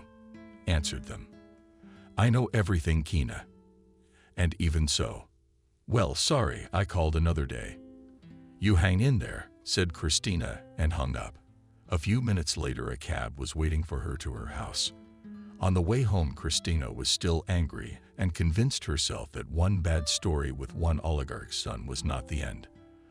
There are plenty of rich people out there with her experience and her fighting attitude. She has no intention of staying on the sidelines of life. Holiday's doctors, meanwhile, are looking for hundreds of clients. And now the phone is bursting with calls, and he doesn't answer any of them. Instead of dealing with the problems with his house and the influx of new clients, he went to his old address, where he had started coming less and less often lately. The wooden wicket opened with a creak. An old woman, going through the fruit in the yard, threw her bucket on the ground and ran towards the guest. Son, how long have you been away? We missed you, Michael's mother said, hugging him. I have missed you very much too. How is Dad? Where is he? He asked his mother. Dad is in front of the TV as always. He will be very happy to see you. Then they sat down at the big family table. My favorite berry pie. Michael decided this evening to hide in front of his parents. Mom, Dad, I had toiled and studied and worked and researched and experimented for so many years, and it seemed like I had succeeded. But recently there were events that, after which I began to doubt my path. I would like to ask your opinion. What am I doing wrong? Why is there something inside of me that is constantly rasping and does not let me relax, said. But it's a normal state. Man, you have big demands on the world. That's what pushes you forward. But no, it's a normal condition for a man. You have great demands on the world. That's what pushes you forward, Father said. No, Father, you're wrong. This time is different for my son. That's something we should have talked about at some point. I'm glad he's ripe for it. Father didn't stay at the table long. He ate and went back to watching his TV. But Michael and his mother talked for a long time. Son, you've really accomplished a lot. I am proud of you, the mother said when they had talked about everything. Michael felt like that little boy again, who made himself study hard day after day, to be diligent, to be interested in science, and then in time to open a clinic, to make a lot of money. As a smart man, he realized that everything is done in order to hear these words. That day came. That night, Michael slept in a completely different dream than before. He had dreamed some fabulously beautiful dreams and fantastic pictures. When he woke up in the morning, he told himself that life had been a success. He was in no hurry to leave his parents. From that day on, he started talking to his clients differently. He honestly warned them that they would not be able to wear someone else's face for a long time. He also raised the cost for the first treatment and honestly told them that they would have to repeat it many times. A week later, Adriana called. Michael, don't you think you've been on too much vacation? Your clients are tearing down all the doors. Don't we need the money now? Actually, we're living in a rented apartment ourselves, in case you've forgotten. Said all the signs are on. I've assigned the clients to my assistant. Half of them will refuse our procedure when they find out the truth. I'm already telling them that you don't have to strive to become a different person. You have to protect your identity. I don't get it. What are you, brainwashed by the village? You're saying they're screwing up our achievement with their own hands. No, I just decided that I don't need to run anywhere now. I should have come to this sooner, but I kept listening to your wishes. And I've been putting off heart-to-heart talks with my parents for an unknown period of time, said Michael. It makes sense. Your mother always disliked me, so she found a way to bring discord between us. You let her do it, Adriana said, not hiding her anger. Mom had nothing to do with it. She's always been good to you. By the way, I want to take them with me for the winter. I really need them, Michael said. Well, how do you want it? Just let me know in advance before you leave. I want to buy a ticket to the Canaries. I'll be there all winter. And afterwards we'll discuss how to live our lives, said Adriana and hung up the phone. Chapter 14. Kathy came home in high spirits. Clara saw that her daughter was finally smiling for the first time, no matter how ugly her face looked, but when she smiled she became more attractive. Mom, you have no idea. It turns out that there are so many good and deep people in the world, she said, not hiding her delight. Well, and you wanted to live the rest of your life in four walls. How did you come to that conclusion? They came to me and told me everything. I've seen older people who have more wrinkles on their faces than I do, and yet they smile and compliment me. They thanked me for being able to express what is in their hearts. So it turns out that somewhere deep down we are similar to each other, but different only in appearance. How amazing is the world, Kathy told me. All evening, the parents. Then the family went to sleep in their rooms. And in the morning, Clara was awakened again by a precise scream from Kathy's room. She didn't startle much this time. How was it then? Father, what could it be again? Why don't you go and have a look? Did she nudge her husband in the side? No. If I do, I won't have the words to comfort her. I'd rather do it myself. Maybe she's just playing a trick on us, said Liam, and turned on the other side to go back to sleep. She tiptoed to her daughter's room, where the screams and shrieks were still coming from. She cautiously opened the door, and when Kathy saw her mother, she broke out with renewed vigor with a scream that almost muffled her. "Mother, look," the face restored to my own face, which looks so much like you and Father, which has always been with me since I was a child. "Look how beautiful, how smooth. Oh, my eyes, they glow. I see fire in them," screamed Kathy, bouncing to the ceiling. "At what a price," said Clara through a smile. "But now he's walking around happy with himself. And again, you go to become like some singer or actress?" asked the father, who had lost peace from his daughter's screams and even managed to reach the door. "No, no. And again, no. I am perfectly fine on my own," said Kathy, and jumped up to the ceiling again. So the downstairs neighbors started banging on the radiators. Chapter 15. Cindy caught Benjamin late in the evening in his office.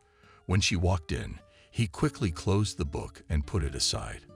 "What are you reading?" "Nothing. Just some popular literature.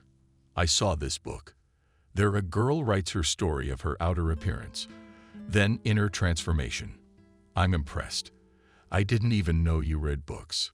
"Well, I can't be the cats of the rich forever," she thought. But she didn't say it out loud. "Yeah, sometimes I browse the hits," she said instead. "Anyway, I just came to say goodbye." "What's wrong? You don't like working with me?" "No, no, it's fine. Actually, from your father's company, we had a contract for a year. It's expiring and I decided not to renew it. But what about our friendship? Let's be honest. We both know this relationship is going nowhere, but it will be part of the experience. I have no beef with you. I don't think you do either. So best of luck to you and new heights. Glad to sit at the same table and chat sometime," Cindy said, heading for the exit. "Wait a minute. Remember when you said to appreciate what you have?" "Is that still true?" asked. "It's relevant for eternity," said Cindy, and closed the door behind her. Then she headed straight for Chesterton's office. He was already waiting for her. He placed the envelope on the desk and said, "I've been watching you influence my son. I think you're doing the wrong thing, and you're in the wrong place." Chesterton said, "To be honest with you, and in talking to your son, I've come to that opinion as well. But it's not evening yet. I've been thinking. I'll continue my studies. I found a job too, just like Benjamin taught me. There was a lot of insider knowledge," Cindy said. "You've done the right thing. If you need help, don't run off the beaten path. If you need help, don't run down a crooked path. Come to us. We'll try to find a case that we'll also pay for if possible," Chesterton said. Cindy, with a light sadness in her heart, headed to the training facilities to make some payment and sleep well for her future. Chapter 16. Michael talked to each client at length and sent many back so they wouldn't ruin their looks for nothing. And when he saw the guy with the prize on his face, he realized that today he was going to have a difficult but interesting task. William took a seat in the chair. "How did this happen?" Michael asked. "There was a fight. Cut to the bone. But the scaring won't go away," said William. "Why did you get it so bad?" asked Michael. "I was saving money, and at the time I didn't have any." "How much did you save?" "But I think it's enough. Let's make a deal so you spend the money on your life, and I'll fix your face, and I'll make sure there are no consequences. You can boldly start a new life and love yourself again," said Michael. "Thank you so much. But what's changed? You used to charge a lot of money," asked William. "Something inside me has changed. I was sure that a lot of money would make me a big man in the eyes of society, but I thought I was small. But one day I sat down with my parents and told them all my worries. Then they said they were proud of me. These words turned me into a big man on the inside. Now I have no need to hoard wealth. Now I do it from the perspective of my own mission. Now I heal destinies and try to bring people back to life," Michael said. And he was right about that. A couple of days later, William stood in front of the mirror and did not hide his delight. "Doctor, I think I look like a Hollywood star," he said, smiling. "You are a star, But you don't have to be a Hollywood star. Everyone has the right to be the star of his life, but without fanaticism, the doctor said. 2 months passed, and another patient seemed very familiar to Michael. "You've probably already forgotten me, but I haven't forgotten you," said a young, handsome guy in a business suit. "Face looks very familiar. I guess we've done business before, huh?" The doctor winked. "Yes, we have. My gratitude to you is boundless. You didn't take money from me then, but I couldn't leave such a contribution to my life without gratitude. Please accept it," William said from the bottom of his heart and put the thick envelope on the table. "But since it's from the bottom of my heart, thank you. If you suddenly get wrinkles on your face, don't be afraid. They just appear on the face when the unnecessary things accumulate in the soul," Michael said. The guest did not stay long. Briefly told that he was doing well. Having finished his business, Michael hurried home, where his father and mother are waiting for him. Adriana has all the signs, is also doing well. She had recently called from the canals and said she had met an up-and-coming doctor. Michael did not take offense to her. After all, life is interesting with changes and inner discoveries.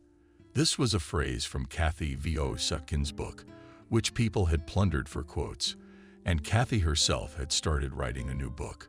But as soon as she wrote the first page, her mom announced that someone was calling her.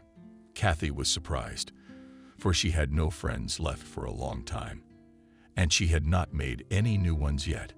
She opened the door and saw a long-forgotten face in front of her. "I'm sorry, I made a mistake. I made you make such a sacrifice, but I understand now," said the long-forgotten face up high. "Why aren't you at school?" Kathy asked playfully. "But probably because I would have liked to go there with you," replied the taller one.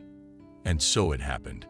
They graduated together, each developed in his own direction. True, the adventures in their lives did not end there. But that is another story.